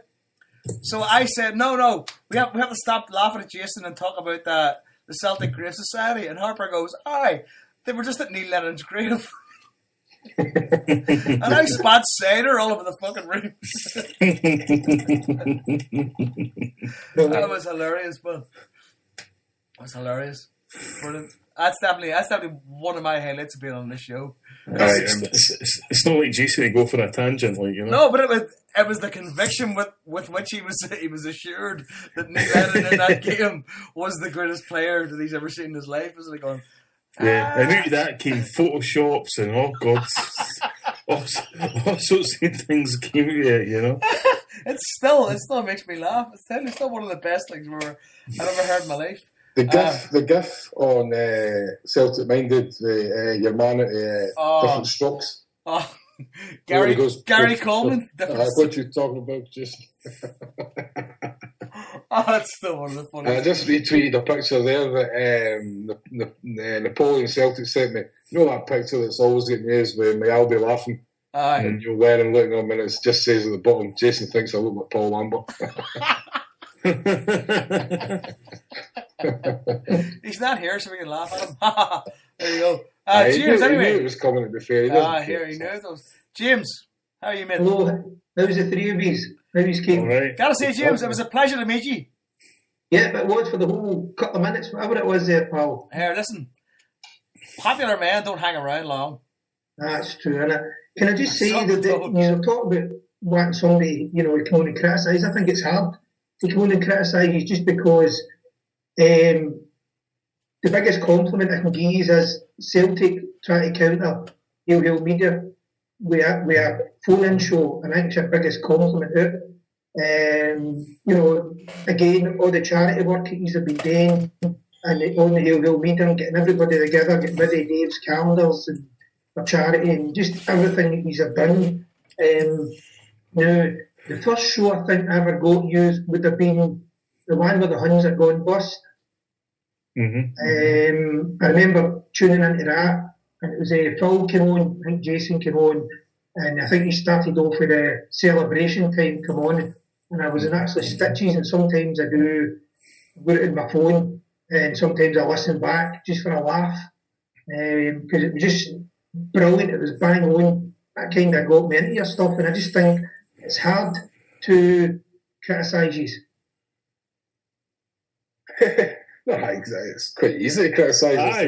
I can tell you right now, there's plenty of people out there who hate us, who don't like us, who don't like the fact that there's people there who think this is self-serving. They think we're on here trying to make an name for ourselves. And if they knew any of us, they'd know it's far from the case. I think things like that used to bother me at the start, but it's like everything else. Once you've heard it long, and you're just like, who cares? No, I don't need people that like me or stuff like that. No, just the same way I don't need anybody to come on and say, you're doing a great job, because we're just doing what we're doing for the crack and for the laugh and have a few drinks on a Monday night.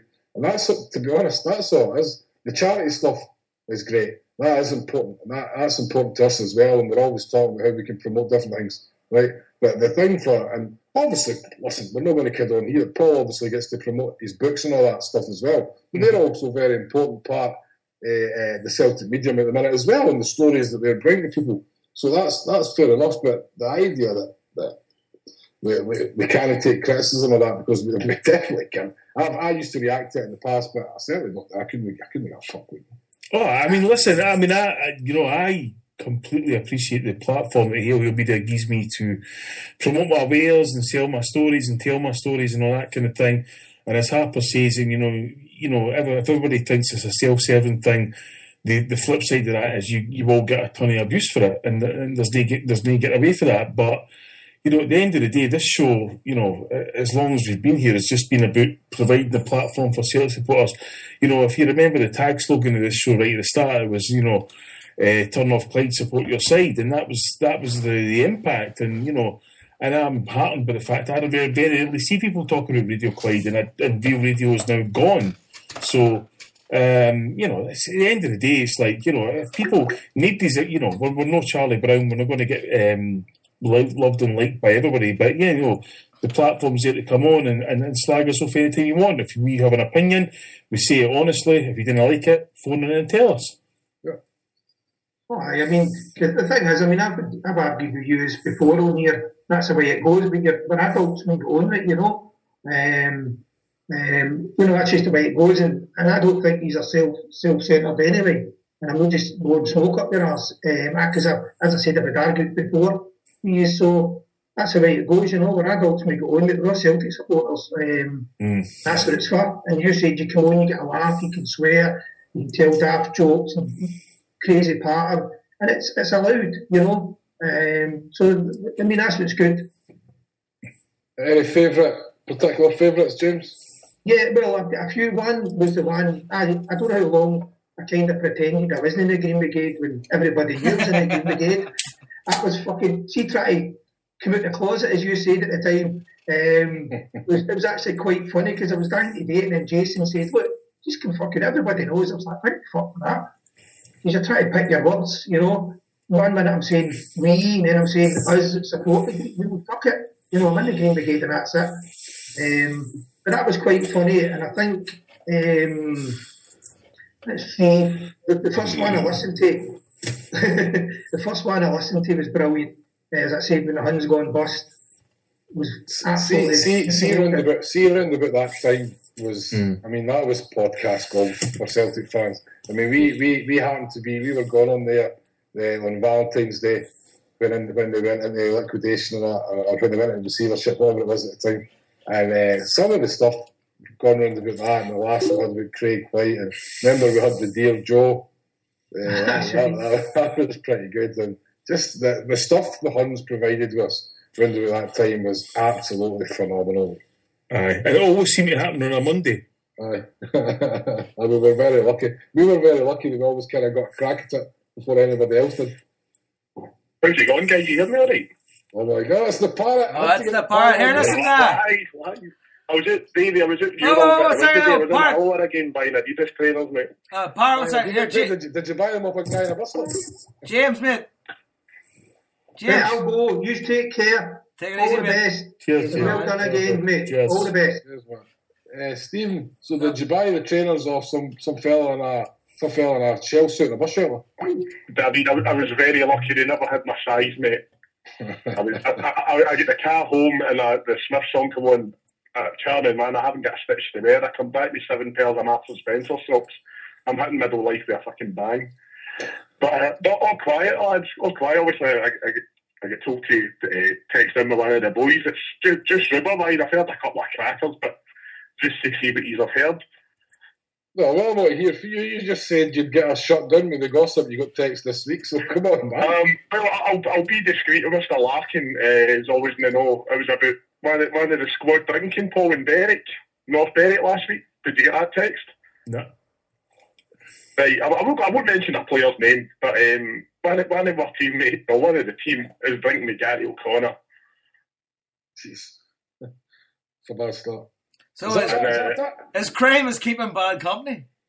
Well, it's a player that's in the press quite a lot, isn't it? Oh. And I got a text saying he was partying down. I know there's blogs flying about him. He's probably too drunk to read them, but him and Mr. O'Connor supposedly got a bordello somewhere in North Berwick, and they were all going Tonto and the Boozer, as you're allowed to do, I suppose. But he's definitely keep his feet down low, but that's not 100% like the rest of my stuff. But the other one was the manager's definitely away. Don't know if there's anything in that. and we're looking at a new kit deal with either Under Armour or Warrior. And again, I don't know if there's anything in them. I heard that Under Armour rumour as well a couple of weeks ago. Although it may have been you that text me. Let's actually Well, what I'll say on that right now is Nike's still there for 2 years, so that's not going to happen. Well, the guy came from works in Glasgow's premier sports store, and he said that when Sports Direct. Oh yeah. Maybe Grieve. through here. What's Grieve Sports? Greaves. Gordon Street. Aye. Greaves lost 120 grand to Safeco, so they'll say anything. Well, they were saying that when Liverpool were dealing with them, they say Liverpool with a ballpark figure, and they were happy with where they were, and the figure when they were meeting with Warrior came in and doubled what Liverpool were going to bid for. But no, apart from that, that's that. I've not heard a thing. Just obviously, zombie players leases are going up in their houses. Lee Wallace's lease has been given up, and he's not looking at anywhere else. But apart from that, it's all quiet.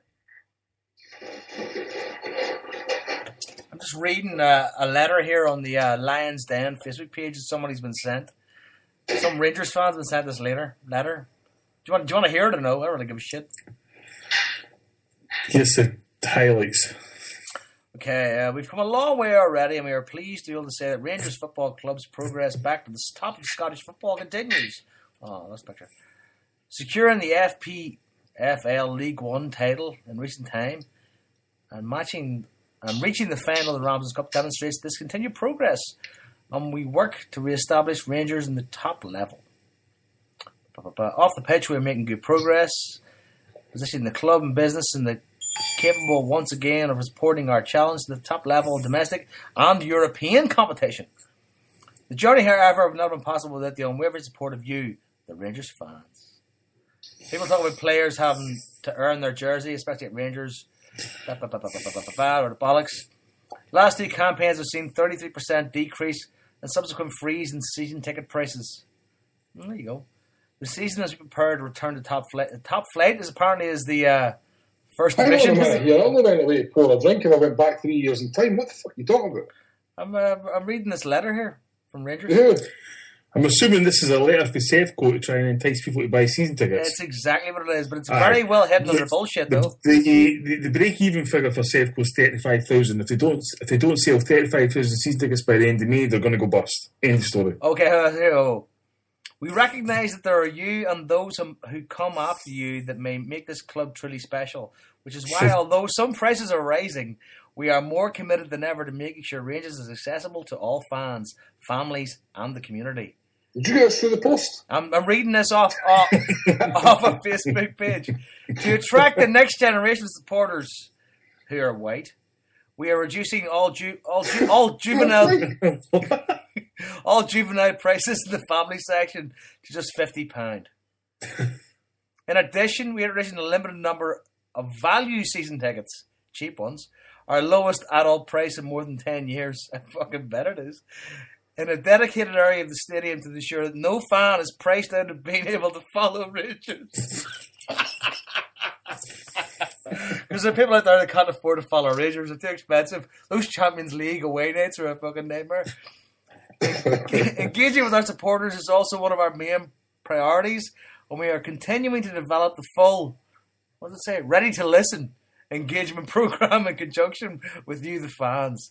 A key element will be the development of the Rangers Club membership for next season, which you will probably have to pay for, I'd say. Where all season ticket holders will automatically become founder members. Oh, that's an interesting statement. That's a turn of phrase, isn't it? Founder members. Mm-hmm. You're telling me that... Hold the phone more. hold on a second. Hey, we've been interrupted by Alistair. I think he's phoned his mother or something. He's talking to us. He just said he's phoning his mum. Yeah. Alistair, here you are, mate.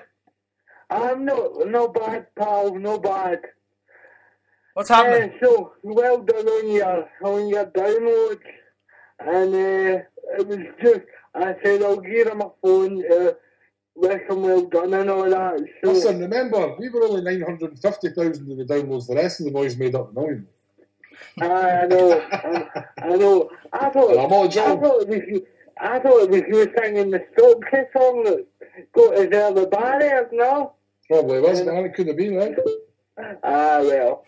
No, so, guys, it's just I was talking to a guy at the weekend there on about a guy that 110% knows Neil Lennon personally. And I can tell you 100% he's going to be here next year.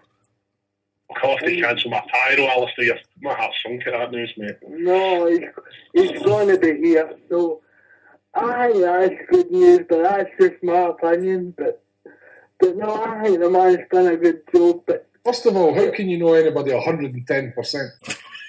I hate that. It's 100%. There's nothing above 100%. The circle accounting can do 110. I'll tell you guys, because he takes kids up to Lennox Town for tours and that, disabled kids, and the guy knows what he's talking about. 110% he's going to be here, and he also told me, he says, you say 110%, man.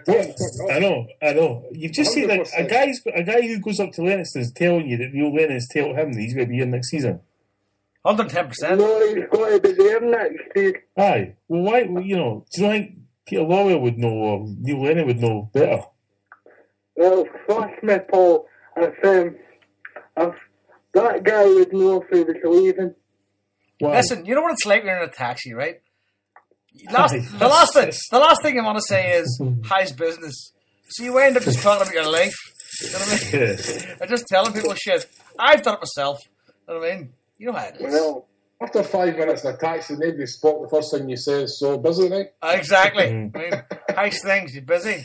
Can you finish? I'm gonna start asking weird questions in taxis. I'm going, so buttons or zip?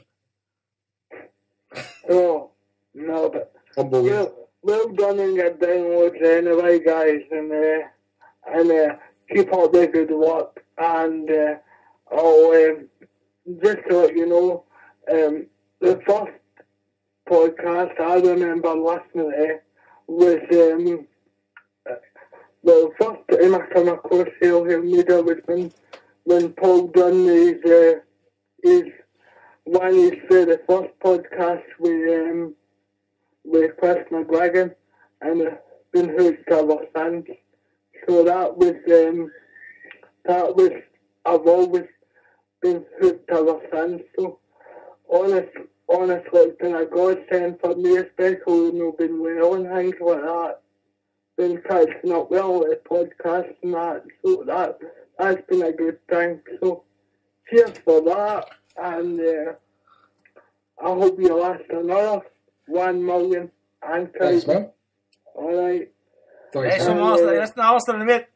It's always a pleasure having you on, pal. Always a pleasure. Tiny. Alright, no worries. Take it easy, man, right? I'm thick skinned, so you know that. I hear. So I've heard. But no, is that not just the Stookies? No. I tell you what, if Neil Lennon goes at the end of the season, I'll come on and do something for charity, alright? Right then, we'll take you on that. Alright. Right, man. Top man, Alistair. Alright, no worries. Take it easy, pal. Good luck. Cheers, man. Cheers, pal. No worries. Cheers. Do you know what shows I liked? I love all the extra. I love all the shows, but I love the extra shows we do because we're not really ones for hunting down like Chris McGuigan does all the ex-player interviews and stuff like that, which is brilliant. I mean, he's like a Celtics Michael Parkinson. Do you know what I mean? There's some of the ones we've done. Like I love the Daniel O'Connor one. The I was just going to say that too. I love it. Such a big a surprise story that you wouldn't have heard anywhere else. Like, I mean, it was a real. I mean, it's cliched to say it, but it was a real Rocky story. It was like you were saying, somebody's going to write a film about this. The best one was like when he told a us. lot of people thought Danny, and probably still there, and maybe to a certain extent, think that he just jumped on the the Celtic bandwagon to garner support and he wears the stuff in the ring. But at the end of the day, he flew to Celtic Park on his own buck to turn up at the Barcelona game and that. Didn't get me wrong, of course he got into Celtic TV, brought him in and all that, but I mean, he done that off his own back, and the guys, I can't remember who it was, the guys who met him in Glasgow and they treated him well and everything. I can't remember who it was. Lorenzo. And them, aye. But I thought Danny was a great story, and it just shows you the far reach Celtic has. I mean, I know we know that he got that for his manager, the lead singer of the Dropkick Murphys, who's a big Celtic man. But speaking to Danny, and we chat to him off and offline and stuff like that, Facebook private messages and that, and he's a big Celtic fan, and he definitely does follow the team, so that was great to have him on, and some of the other stuff we've done. But I mean, for me, it was a thrill even just last week, talking to Tom Boyd for half an hour. Like, the guy's an absolute gentleman. You could not meet a nicer guy than Tom Boyd, could you? Like, right. So to be fair, I do love the extra podcast because it's something a wee bit different for us. And hopefully we're going to have some of more of these getting set up soon. I know Paul's got one in the meeting. Mm-hmm. Yeah, there'll be one coming up in May, which will have a kind of James Conley stroke Dublin theme. So look out for that one. Right, I'm really looking forward to that one. Speaking of that as well, Paul, I mean, like, how's the film going? Film's gone really well, Joe. Actually, we've done 3 full days of filming. And I mean, there's so many other things. We've got animation in. We've got somebody's recording a song on Saturday. Somebody's already recorded a song. Yourselves provided music, going to record a song.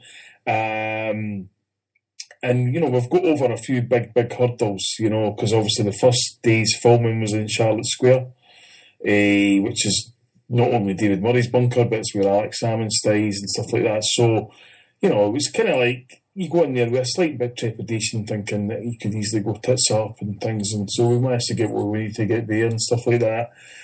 And we filmed at Celtic Park on Sunday. I'll be outside the ground around about the Emirates Arena from about 11:30. We actually asked for permission to film in the Kerrydale bar, but Celtic got really snippy about it and was like, "Oh, what's it for?" and all that kind of thing. He says, "Well, it's not for a fucking snuff movie, you know what I mean?" But we just thought, you know what, and quite a lot of people kind of said, well, it's a film by the fans for the fans, so he didn't really need or want Celtic's permission to do anything and stuff like that. And there's been one person that's sort of tenuously involved with Celtic, if you like, who's basically tried to stop us doing something at every opportunity, stop us buying, getting footage, stop us trying photographs and stuff like that. And I would say it's not very charitable of him, if you want to coin a phrase, but it's things you need to go over. But I mean, all in all, we've been backed tremendously by investors. We've had 3 days of filming. We've got filming in Celtic Park on Sunday, and we've got a couple of days filming in June. We've got an expert producer on the case. People will have seen his wares on BT last week on the Walk On film. Mm-hmm. That's the kind of quality that we've got on board for this. So yeah, we're really happy with stuff, how it's going so far. Brilliant. So listen, I mean, I don't think we've had enough stories from this show. I mean, it's 2 hours in. It's just not worked out the way I thought it was going to, Joe. Paul, what's happening?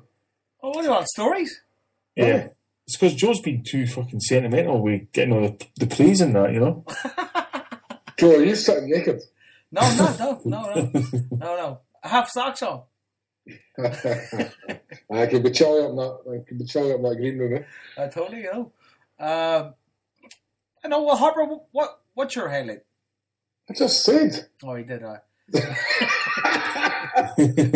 there's been loads of highlights. Do you know what? I miss some of the stuff that we used to do.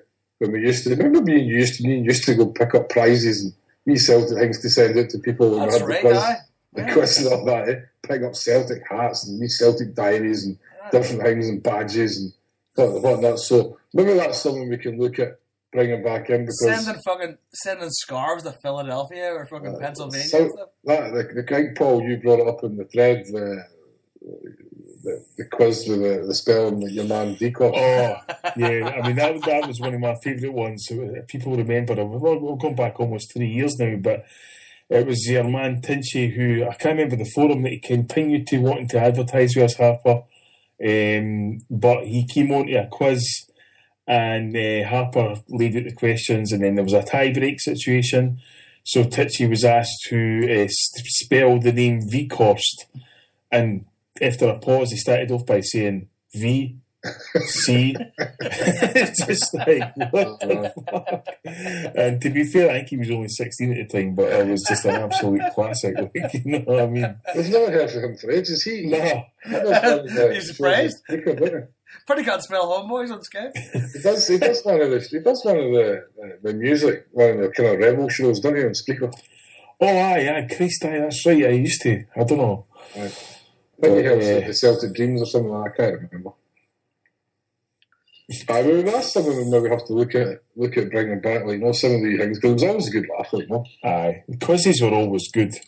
Do you know what was good as well, when we used to do the 1, 2, 3? 1, 2, 3, yeah, that was pretty funny. Some of them were absolute belters, man. Some of the stories, oh man. That's something we maybe look at bringing all these things back every now and again. So, what about yourself? Highlights? Jesus. Do you know what my highlights is? In fairness, like a highlight and a low light. By the time we organised to have that show, remember Celtic were playing Inverness, up at Inverness? Now, if they had a won, the league was more or less guaranteed. Aye. But we sat and watched it at my house. But they lost. And we had guaranteed a show that night. And we just sat there, just kind of with our heads in our fists going, fuck's sake. For about 2 hours.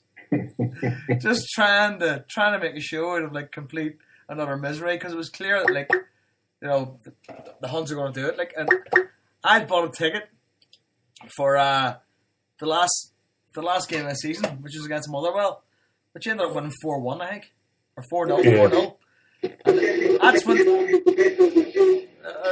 Neil Armstrong on the line. Who's that? Confident International Space Station. Kralski, you there? How you doing, guys? Alright? What's happening? You alright? Not much. Just I listen to his Latin, a few kind of favourites and all that. For me, the biggest thing was the boys for the King Brigade coming on. Aye. That was obviously, I think that was one of the, if not the most popular shows that he done. Well, it was up until about 3 weeks ago. I'm sorry about that. Nah, that's the kind of stuff that he's doing well, you know what I mean? You kind of give people a platform to come on and obviously put their points across, you know what I mean? And it's, you know what I mean, it's, aye. I think the thing about the one with the Green Brigade, right, is that there was such a thing that was dividing support.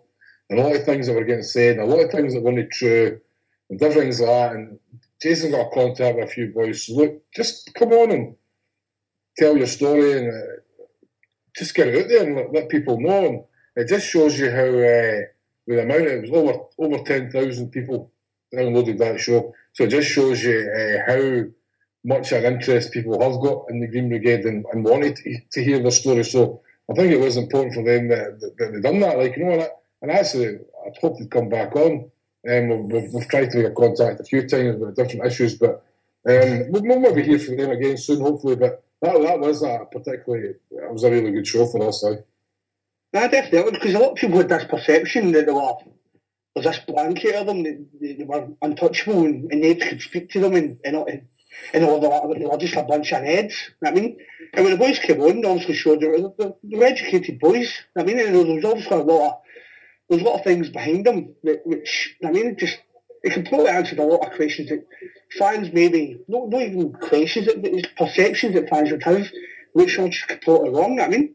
And then, of course, Joe, off the back of that, you went and then had a day with the Green Brigade and wrote a blog about it. Amazing, like at the end of the first guy I met was a teacher. It's like a primary school teacher. What did he say? Where did you get your cards? Wasn't wearing cords that day. I was wearing jeans. But anyway, the funny thing was, though, he couldn't walk me to Celtic Park because he was banned to a certain radius.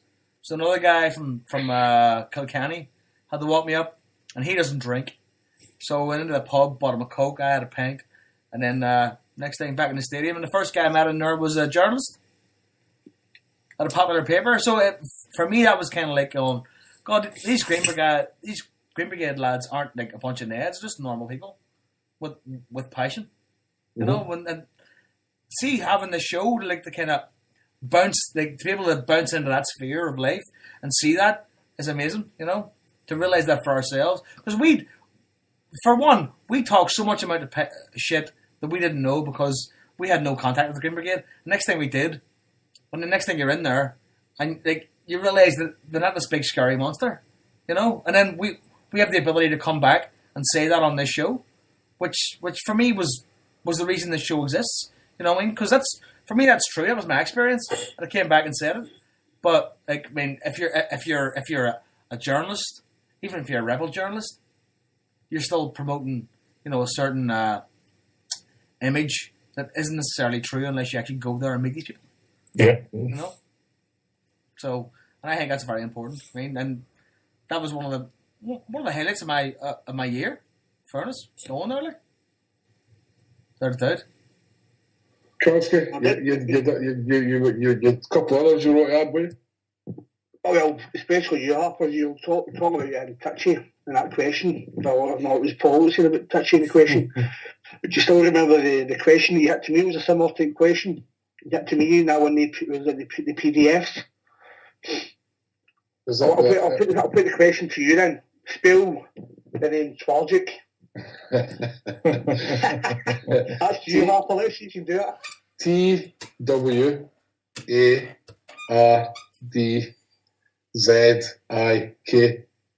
There we are. I'll send you a PDF tonight, mate. Right? Was that the Goals DVDs? Was it? I'm sure it was, mate. Aye. PDF. No, it was the Lost Boys. No, it was the books. Was it no? Oh, was it the books? Oh, I get PDF books. All right. I think it was 2 or 3 of them or something. I lost them there. So I got that right. Aye, you got it spot on, mate. You got it spot on. See that? You can't beat the Quizmaster. I mean, Bob Holmes.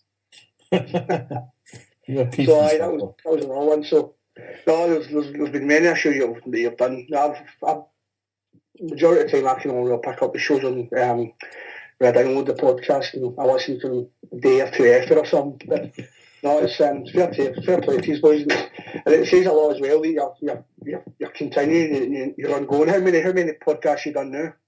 How many shows you done now? Oh Jesus! Hold on a second. This is now 122. 122, you know what I mean? And if you used to keep on going, a lot of people may have fed up with all that, but from hey! Fucking name these people! Name the bastards. Do you know what's quite... we were speaking about it earlier, how we manage, this show manages to keep going for our own standpoint, us doing it, is the fact that one of us could drop off for 2 weeks because we've got things on or whatever, like we've all got lives, like not to lead. But 3 or 2 of us can still carry on because we know we'll get people to fill in, and we know we'll get people like yourself who'll call up and carry the show. Like, you know, I mean, a lot of times, sometimes when there's 4 of us, great, we can do a show with practically no callers when there's 4 of you because you've always got stuff to say. But if there's only maybe 2 of you, and you need the callers to carry the show on, and we're very thankful we get that support, like, you know. Aye. I like the one with Jason. Where was it Jason was doing it? He phoned in for Spain. Where was it in Spain? Was that again? Oh, he was in Alicante or some shit like that there, I don't know. Oh, was it Portugal? No, it wasn't. Oh, I went to Lisbon. It wasn't, right? Because it was with Big Tom. Oh, that one. I thought it was in Holiday. Aye, that one, aye. Aye. He phoned in the boys from New York and that, and obviously they were able to give their wee bit. So, no, that's it. It's wide reaching. So a million downloads. So it'd be good to get a wee kind of graph to see obviously where it was getting downloaded from and all that kind of stuff. I mean, because I bet you any money, it's right there. Right, I mean, it's reaching different continents and all that. So we had a guy the other week, right, that called us from Tasmania. Right? You know, he didn't call us. He messaged me from Tasmania saying, "Love the show in Tasmania." And I'm like, I didn't think there was anybody in Tasmania, let alone they had internet. Just devils. I just guys going. You know what I mean? But the reach of the internet, I mean, is amazing, especially when you're a Celtic fan. I mean, I swear to God, I'll tell you an interesting story. I was talking about this show. I was doing a podcast workshop last week in Ringsend, like in inner city Dublin, like where it's tough, right? And I mentioned this show and I said I think we're like 1 million downloads. And this wee girl just piped up. Her name was Tony. She was about 13, 14. She goes, "People must have no lives listening to you." What did you say? The other three guys can it? I was like, I can't really argue with that because that makes so much sense. But then I was going like, still 1 million downloads though. I mean, that's all right. But I know. I should have hit her. And do you know what's quite weird? There's hardly any man. I've obviously got hundreds of mates that support Celtic stuff like that, right? And hardly any of them listen to podcasts like that. It's still only scratching the surface. Harper, I'll tell you this, right? I was at a wedding last Saturday night, right? Last Saturday, my cousin Orla, right? And I was living, and her father is Uncle Cormac, the guy who more or less got me into Celtic, pretty much, like. And he had no idea. He was. I seen the photograph of you and McAvaney and Joe Miller and Tom Boyd, the Kano thing. I was like, oh yeah, the Kano thing. Explained to him what it was. He goes, is that not those Thai kids? I was like, no, it's not. I said, that's a Thai Tim's. Kano Foundation's something else. He goes, oh, all right. He said, because we were there, but we had no idea what was going on. Because he was at the game. And I was like, you should have fucking told me. I said, you should have came along to the night. Never heard of the Kano Foundation. Didn't know what they were. Thought the Kano Foundation was the Thai Tim's. And thought Celtic gave them money. I said, no. I was like, don't be getting confused here. I said, Celtic gave these guys nothing. I said, like, it's a fans organisation. But he'd never heard of them. And he's like been supporting Celtic since way before I was supporting Celtic. But he's see if you're one of these people who are not into online stuff, you just wouldn't know. I know, but the thing is, I felt compelled to just tell him, listen, this is what this is, and this is how you should get onto this. And he goes like, send me a message or send like his wife would be on Facebook, my Aunt Geraldine. So like send her a message and she passed it on to me, and that way I can be spread. You know what I mean? You're wrong with that wedding going, do you not know who I am? I'll tell you what happened, right? What I've become. They have this big, huge bear, right, that my Uncle Comics had since the girls were, he has 3 girls since they were kids. It's a big, massive bear in a Celtic strip, and it's called Yogi, right? I've seen the pictures, man. I made every single person at that wedding saying Yogi with a Sharpie. This is covered in, like, because originally it was like Anton Robin's signature, and I was like, oh, nah, fuck this. So I got everybody in the wedding to sign it. Like, Yogi's just covered in marker now. But it was amazing, though, for a guy like him, who's big into Celtic and loves the Celtic ethos and is totally bought into it, to not know who the Kano Foundation are. Obviously, there's a gap there. There's something that's not being addressed, you know what I mean? Yeah. You know? Paul, you still there? Yeah, I was just wondering what the fuck you were on about with that bear, to be honest. Why did you get everybody at the wedding to sign it? Because it's my was there anybody there worth a signature? No, but the point is, it's very sentimental. This is the bear that was passed down from my uncle to his daughters, and it was his youngest daughter that finally got married. But why did you not take over the Kano dance and get McAvaney and Miller to sign it? Because I didn't know it existed until the wedding. You didn't know the bear existed? Yeah. Oh, right, I see. It's not a bear, it's a bear. It's a bear. A bear. It's a bear. A bear. Like a flag. So, Paul, I mean, you're the storyteller here. I am, What do you want me to tell? I don't know, you tell us. I mean, apart from your own...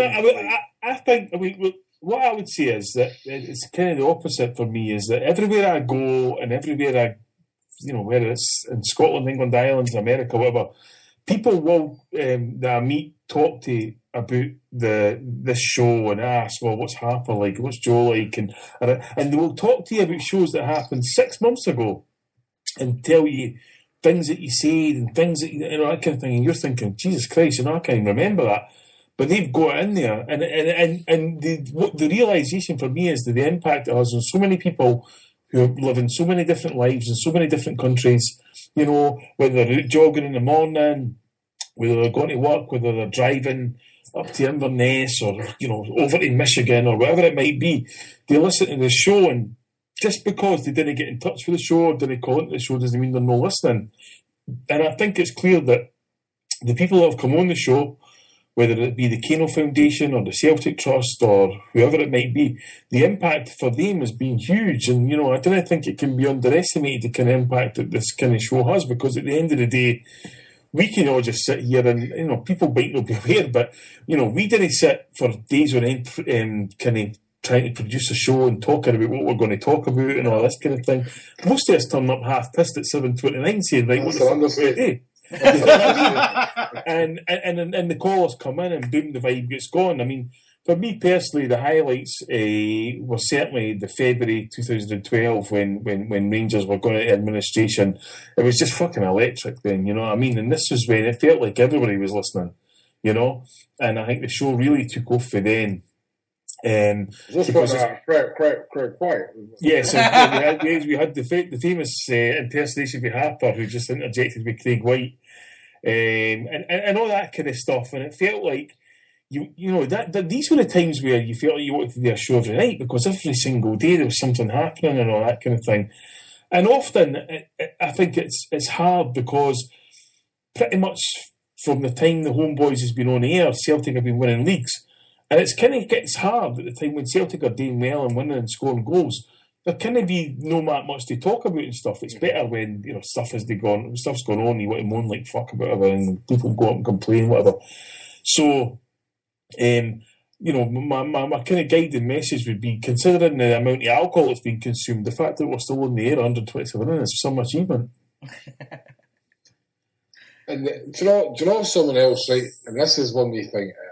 I say criticism just washes off me sometimes, right? The one wee thing that does irk me sometimes is when people go on about the quality of the sound. Right? And people have to remember that we're in 4 different locations, the 4 hosts, different internet speeds, we're relying on Skype, we're relying on Spreaker. When people are calling in for phones, they're calling in for computers, I don't know, something. I mean, sometimes the technology just is beyond our control. So it does kind of hurt me sometimes when people moan about the quality of calls, stuff like that. I mean, I think the majority just accept it for what it is. Yeah. You know what I mean? But that is one wee thing that sometimes just does hurt me when I feel like saying, no, what the fuck do you want us to interpret it like, Because they say, well, all the other shows don't sound like that, but not many other shows are doing it live and having all these different connections coming in, So if that puts off people listening, no, I'm sorry about that, but I think the majority can understand it. And I probably shouldn't even mention that. I probably sound a lot better fanny for mentioning it. That is one thing that kind of irks me a wee bit. No, I mean, sure, it's taken over Skype. There's not much we can do about that. And I think, to be honest, the sound quality is made up for the quality of the hosts, who are fantastic. That's just a wee add-on before I go in terms of technology and all that. I still think there's quite a large percentage of Celtic fans who are not aware of Skype, not aware of Spreaker, not aware of Twitter. I just introduced 3 of my good pals onto Twitter recently, and hopefully through them seeing me tweeting about HomeBhoys and all that, retweeting about HomeBhoys, they'll start to maybe listening to the show as well. I send them a wee messages online as well about obviously Sack Clyde and all that, and get onto HomeBhoys. I think the more, if she's let's say still doing it this time next year and furthermore, I think you'll find that your numbers will just increase year on year, because you're the only real thing that really does what you do, you know what I mean? And the more people get onto it, the more people are going to be listening to it. So I think it's just going to grow and grow. See, for me, the numbers sort of thing, right? And we would still be doing this. Honestly, I swear to God, we'd still be doing this if there was only 100 people exactly. listening. I can see that from one person thing. I mean, I didn't want to go into baseball, but just quick, we do Mets Boys, right? And there's only 250 people download that show, right? We've been doing that for nearly 2 years. Right, and I'm nowhere near as passionate about the Mets as I am with Celtic. It's just about me getting online and talking to mates about something I'm really passionate about. Yeah, that's exactly what it is. The thing though that I like to see the numbers is because I want Celtic fans to, again, it's not about having a big number, because the rest of people sit back and go, 2,000 listened this week, or 3,000, or 10,000 plus listened to the Green Brigade show, or 10,000 plus listened to Paul's Asterix year stuff. It's about, I want the Celtic fans to take the opportunity to have this and take ownership of it, to know that there's this platform here that can take them away from the mainstream media and all the lies and the crap to the Red Tops and the crap that you get on Clyde and all real radio's going on. But I want the Celtic fans to take ownership of it and develop it and run with it themselves. Like, do you know what I mean? If you understand what I'm trying to say, it's not about. For me, it's not about 2,500 downloaded the show this week. It's about, I'd love that number to double, because that means people are getting involved in Celtic media, not necessarily getting involved in HomeBhoys. Do you know what I mean? I totally agree. I mean, people don't understand that. Like, as soon as we hit stop on the show, we just go back to our lives. Like, I mean, we're not here to be online celebrities. That's what drunk you. I mean, but then again, when we're online and we're on the show, we're doing it because we love Celtic and we love talking about Celtic, and we want to encourage other people to talk about Celtic, and that's why we're doing this. So that's why me and you did it, Definitely. And in the first place, when we had 7 listeners, one of which was actually your laptop. I used to hook up everything in the house just to take a look at there was more people listening. But I used to even get Vicky to download the podcast just to get some extra money. I swear to God. But see, it's maybe something that we're maybe being a wee bit lazy, and maybe we should be trying something to reach out to more Celtic fans to let us know we're here. I don't know. That's maybe something we can look at in the off season. We'll talk to likes of Richard at TikTok and the Pat, the half of all the way, and all the other guys in the podcast. Maybe it's something we need to try and do something on a Celtic home game or something to let people know that we're there, because probably less than 1 in 10 don't do know that. Do you reckon we could probably use the Celtic Live Wi-Fi to do a live broadcast from inside the bar? It'd probably be too loud, if you know what I mean. I know what I mean. I know what you're saying, But it could be done, though. It could be done. I'll tell you something, that brings me on to another one of my favourites as well, so you JP Taylor on. Having JP on and taking the questions and all, I think was phenomenal. Somebody that was actually employed with the club, and it was kind of happy. I don't think everybody was maybe happy with his answers, but for me, just actually having him on there was ideal. What's the chance maybe that's going to be something more regular? That would be brilliant, but I mean, I have so much respect for John Paul Taylor for coming on that night. The problem is, I just don't think he was well equipped for coming on to answer what the questions that were asked. I think he was maybe, I don't know, just underprepared.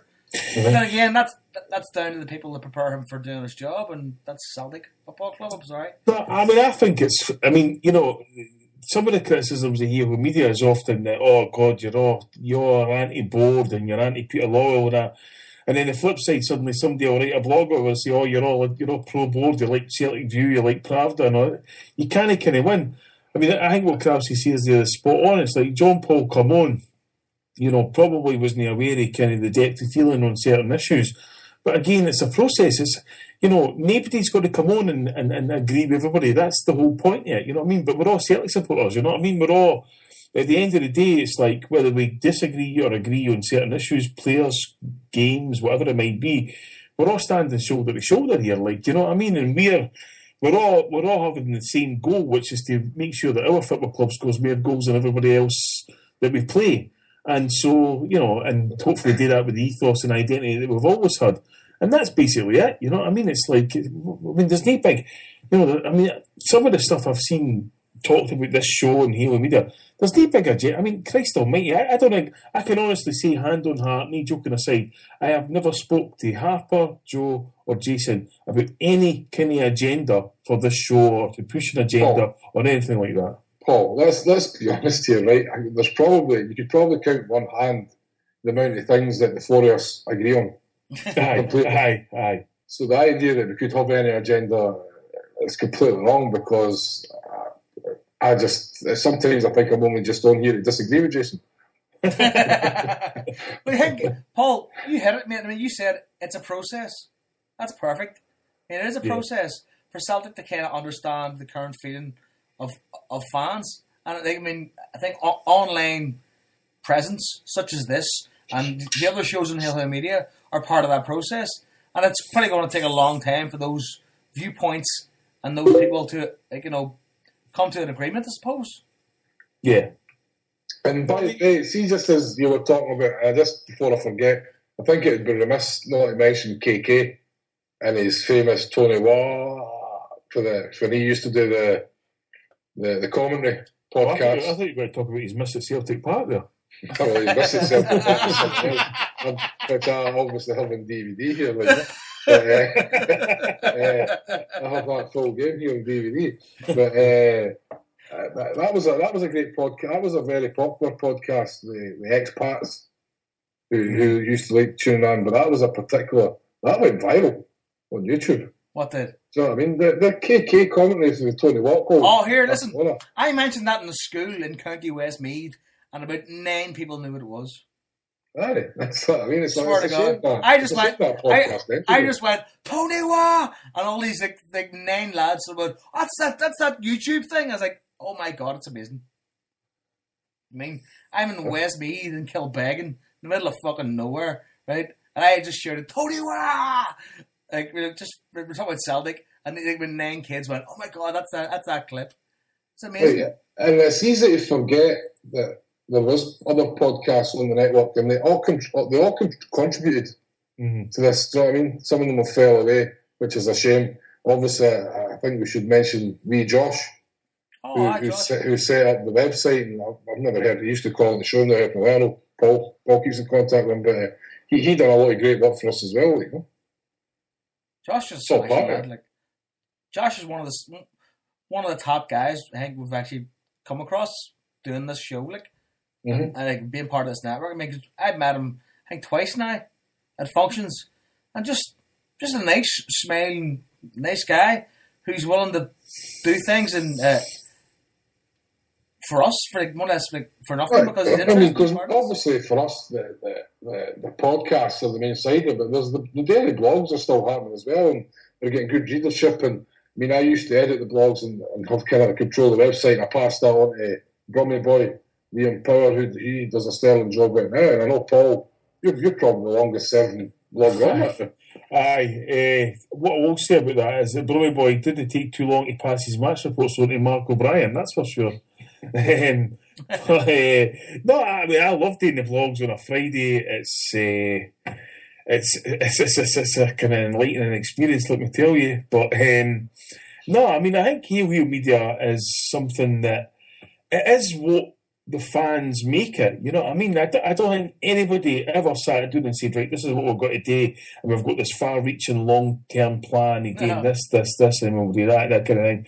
It's shaped by the fans, and that is it. I mean, we, own the HomeBhoys, we have got a core 4 kind of hosting, and we are kind of shaped by who phones in and what Celtic do on a Saturday and what happens during the week or that kind of thing, and we just kind of basically react to that. And so, you can tell by the stories about quizzes and stuff like that the whole show's evolved and all that kind of thing. And at times it can be hard, and there might not be any callers, and you might kind of be asked and that kind of thing. But the fact has remained, I think what Harper touched on earlier on, is that we have core 4 people. It's easily manageable by 2 people and some callers, and you've got a show in your hands. And I think that's why it's so successful, Yeah. It's just common get together. I mean, it's just like, imagine a corner of guys every week, and they'll let you just sit down and talk to them and just stay there. I mean, I just keep talking about Celtic, and that's fine. And you'll probably get an argument. You'll probably get told to fuck off. There's a strong possibility you might just get blanked. But it's the way it should be. It's the way interaction with fans should be. Just common knowledge, common talking, just getting together. Yeah, and I must say, Joe, actually just reminded me there, One of my highlights was the fact that we were under the same roof at one of my book launches, which was just fantastic. It was for the By Any Means Necessary book, and Richard Swan had done a video sort of blog of the whole thing and interviewed everybody on it, and I was there obviously, and Jason was there, and Joe was there, and Half was there. Joe sang at the event, Half got pissed at the event, and it was brilliant, and it was probably the first chance that people who listen to the show got to actually meet the four of us in one room, and it was great. It was great to interact with people because we do this.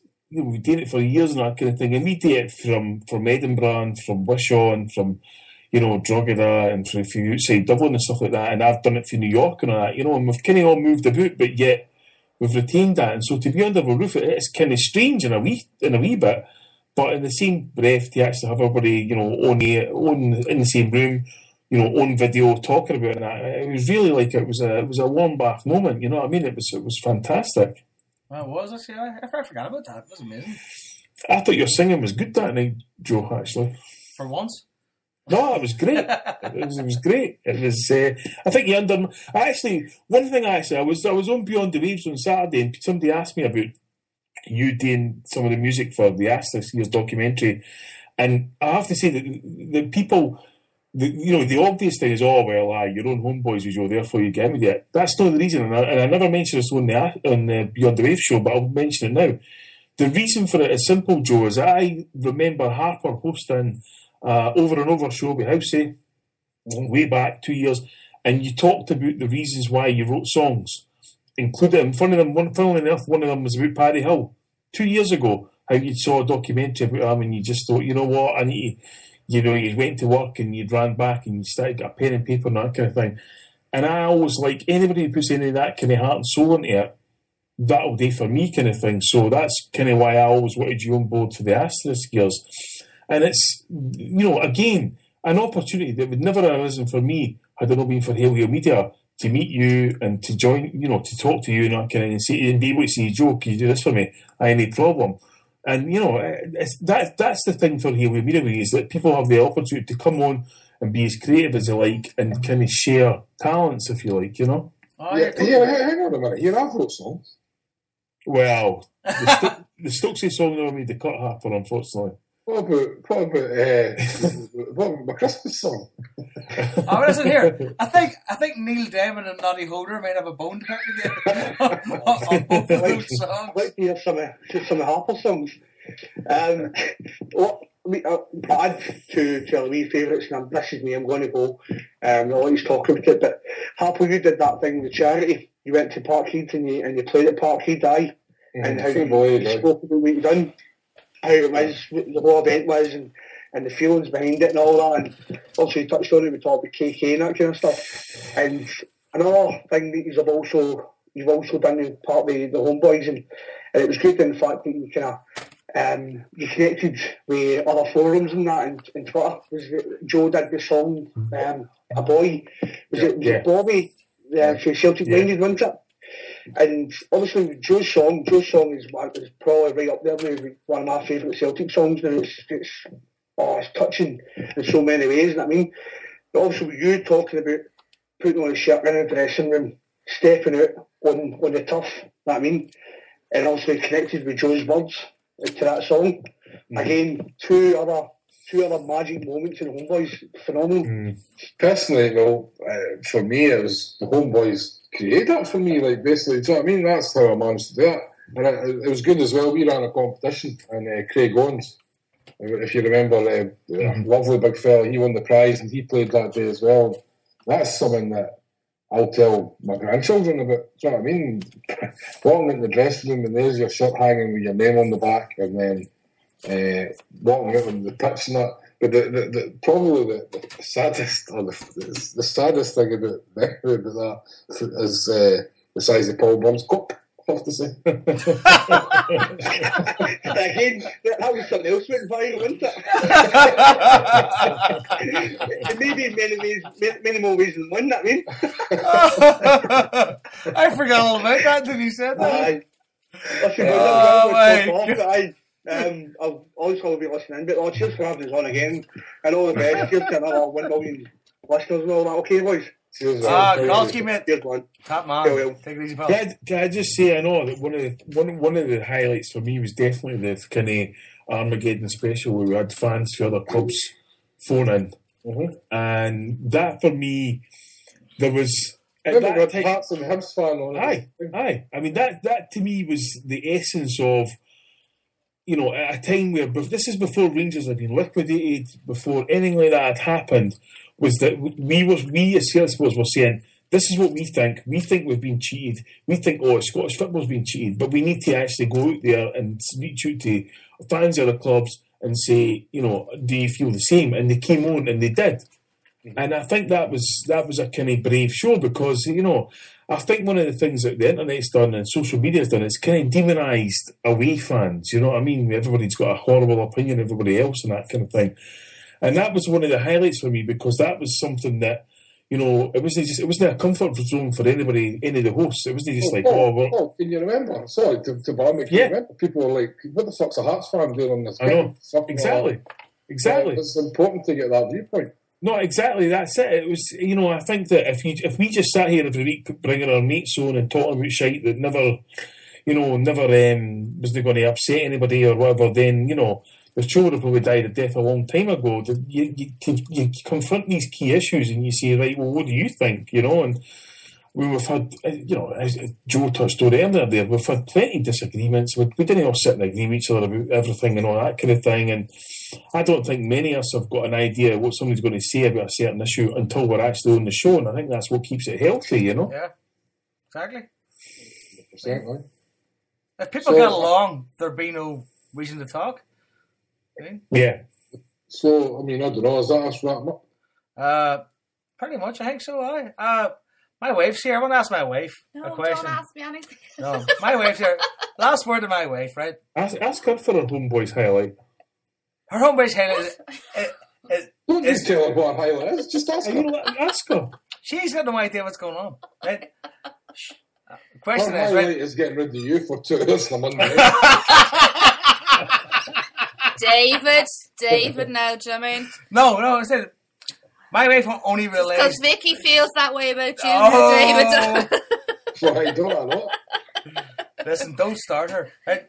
So my wife only realised, you know, the kind of extent of what we do when we went to the Kano dance recently in Glasgow, right? Didn't you? Yeah, I had a fantastic time. It was right, great. she had a great time, right? Just great, and her and Joe Macken got on a bit too well, I think. And Chris, he's lovely. She loves a bit of Joe Macken, I'll tell you that. Very now. nice, yeah. Calling her Fifi, which is my nickname for her. So Joe Macken, tell you, Joe Macken, keep your distance. Tell you, you better cycle a bit faster. Right? But anyway, right? The point is, right? Fiona, you have to answer my question now. What? You're the end of the show, right? No, I don't want to be there. You are the end of the show. I'm sorry, okay, you are. I have to go down. The girls are calling me. No, they're not calling you. That's bullshit. You're standing there with your head in the corner. Anyway, point is, this woman had a good time. It's hard for me to show her a good time. That sounds worse. Thank God for Joe Macken. I came out completely wrong. Oh, here, listen, we're done, This right? is why I don't get involved in this kind of thing. Guess we're done here, right? Joe has to go and show me a good time now. Joe Macken or Joe McKinnon? Either one. I'm open to all Joes. Is that you and saying I need the Skype? Oh, yeah, Jesus, it's all gone downhill. Listen, we should also mention our comrade who's obviously with us tonight. Kevin? Who's that again? The fella Higgins. He's flying back to Spain. He's had a great time with his family, and I've been following him with this. But I think, Joe, me and you owe, obviously, Paul and Jason, a huge gratitude and thanks for a HomeBhoys point of view, anyway. Because it took the show onto a level that we would never have done just in our own league. Oh, God, no. I'm telling you, I mean, we've always said that amongst ourselves. Harper said, listen, if we didn't have Paul and Jason, it would just be me and you still. 6 people, I think. We may have hooking up everything in the house. Exactly. I mean, it's just. But then again, that's why we started this, to connect. I mean, yeah, I would take all your plaudits every day, Joe, until the fact that your wife started having a thing for Joe Macken. That's what we named him Jason, you know. Hey, listen, I have a thing for Joe Magan. If you haven't got a thing for Joe Magan, there's something wrong with you. Anyway, listen, I think we're done here. Yeah. We're going to play it with a song that I think deserves to be played today. It's Is it all yours? No, it's not one of mine. No, God, no. It's my wife's song for Joe Magan. Joe, sit for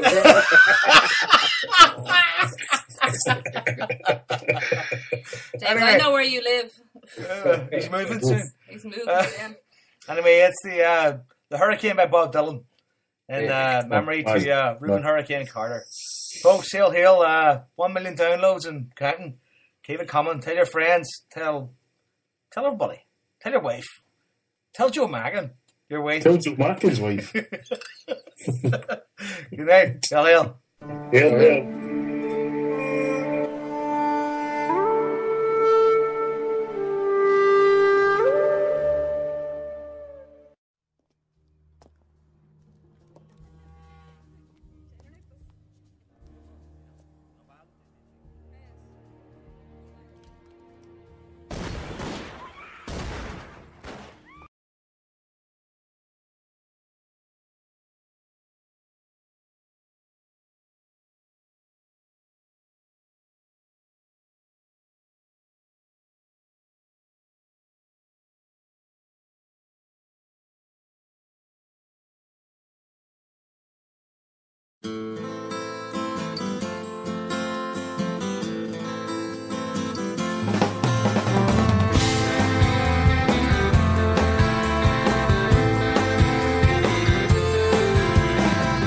Shots rang out in a barroom night.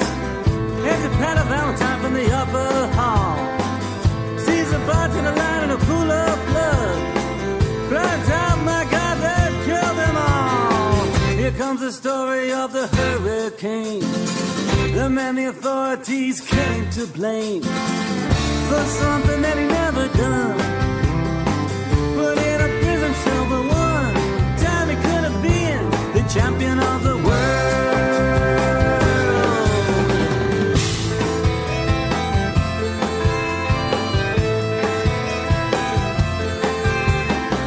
Everybody's lying there as bad as sea. And another man named Bella moving around mysteriously. I didn't do it, he says, and he holds up his hands. I was only robbing the register, I hope you understand. I saw him leaving, he says, and he stops. One of us had better call up the cops. And so Patty calls the cops.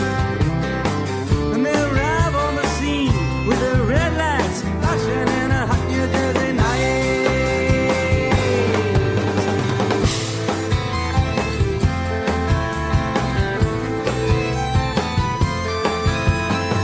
Meanwhile, far away in another part of town, Reuben Carter and some friends out driving around. The number one contender for the middleweight crown. Had no idea what kind of shit was about to go down. When the cops pull him over to the side of the road, just like the time before and time before that. In Patterson, that's just the way things go. If you're black, you might as well not show up on the street unless you wanna draw the hate.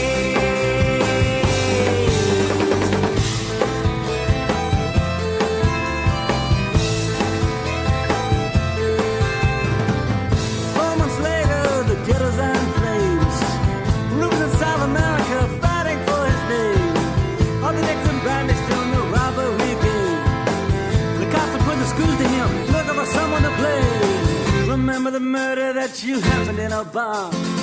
Remember you said you saw the getaway car. How'd you like to play ball with the law? Think it might have been that fighter running that night. Don't forget that you were white.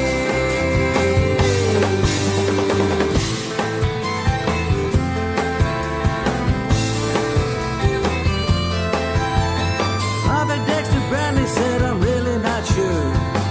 Cop said a poor boy like you could use that break. We got you for the motel job and we're talking to your friend Bello.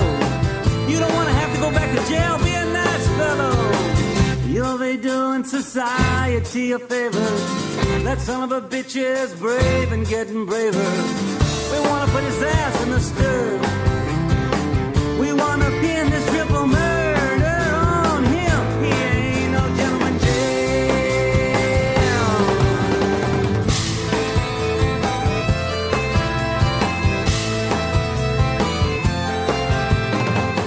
Reuben's cards were marked in advance. The trial was a pig circus, he never stood a chance. The judge made Reuben's witnesses drunkards from the slums. To the white folks, he was just a revolutionary farm. To the black folks, he was just a crazy nigger. And no one doubted that he pulled the trigger. Though they could not produce the gun. The DA said he was the one who did the deed, and they all wait jury agreed.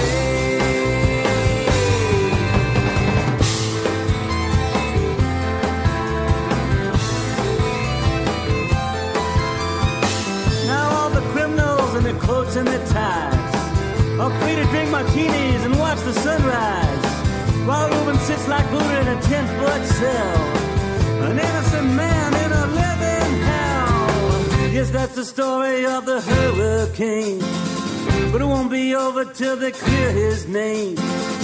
Give him back the time he's done, put in a prison cell, but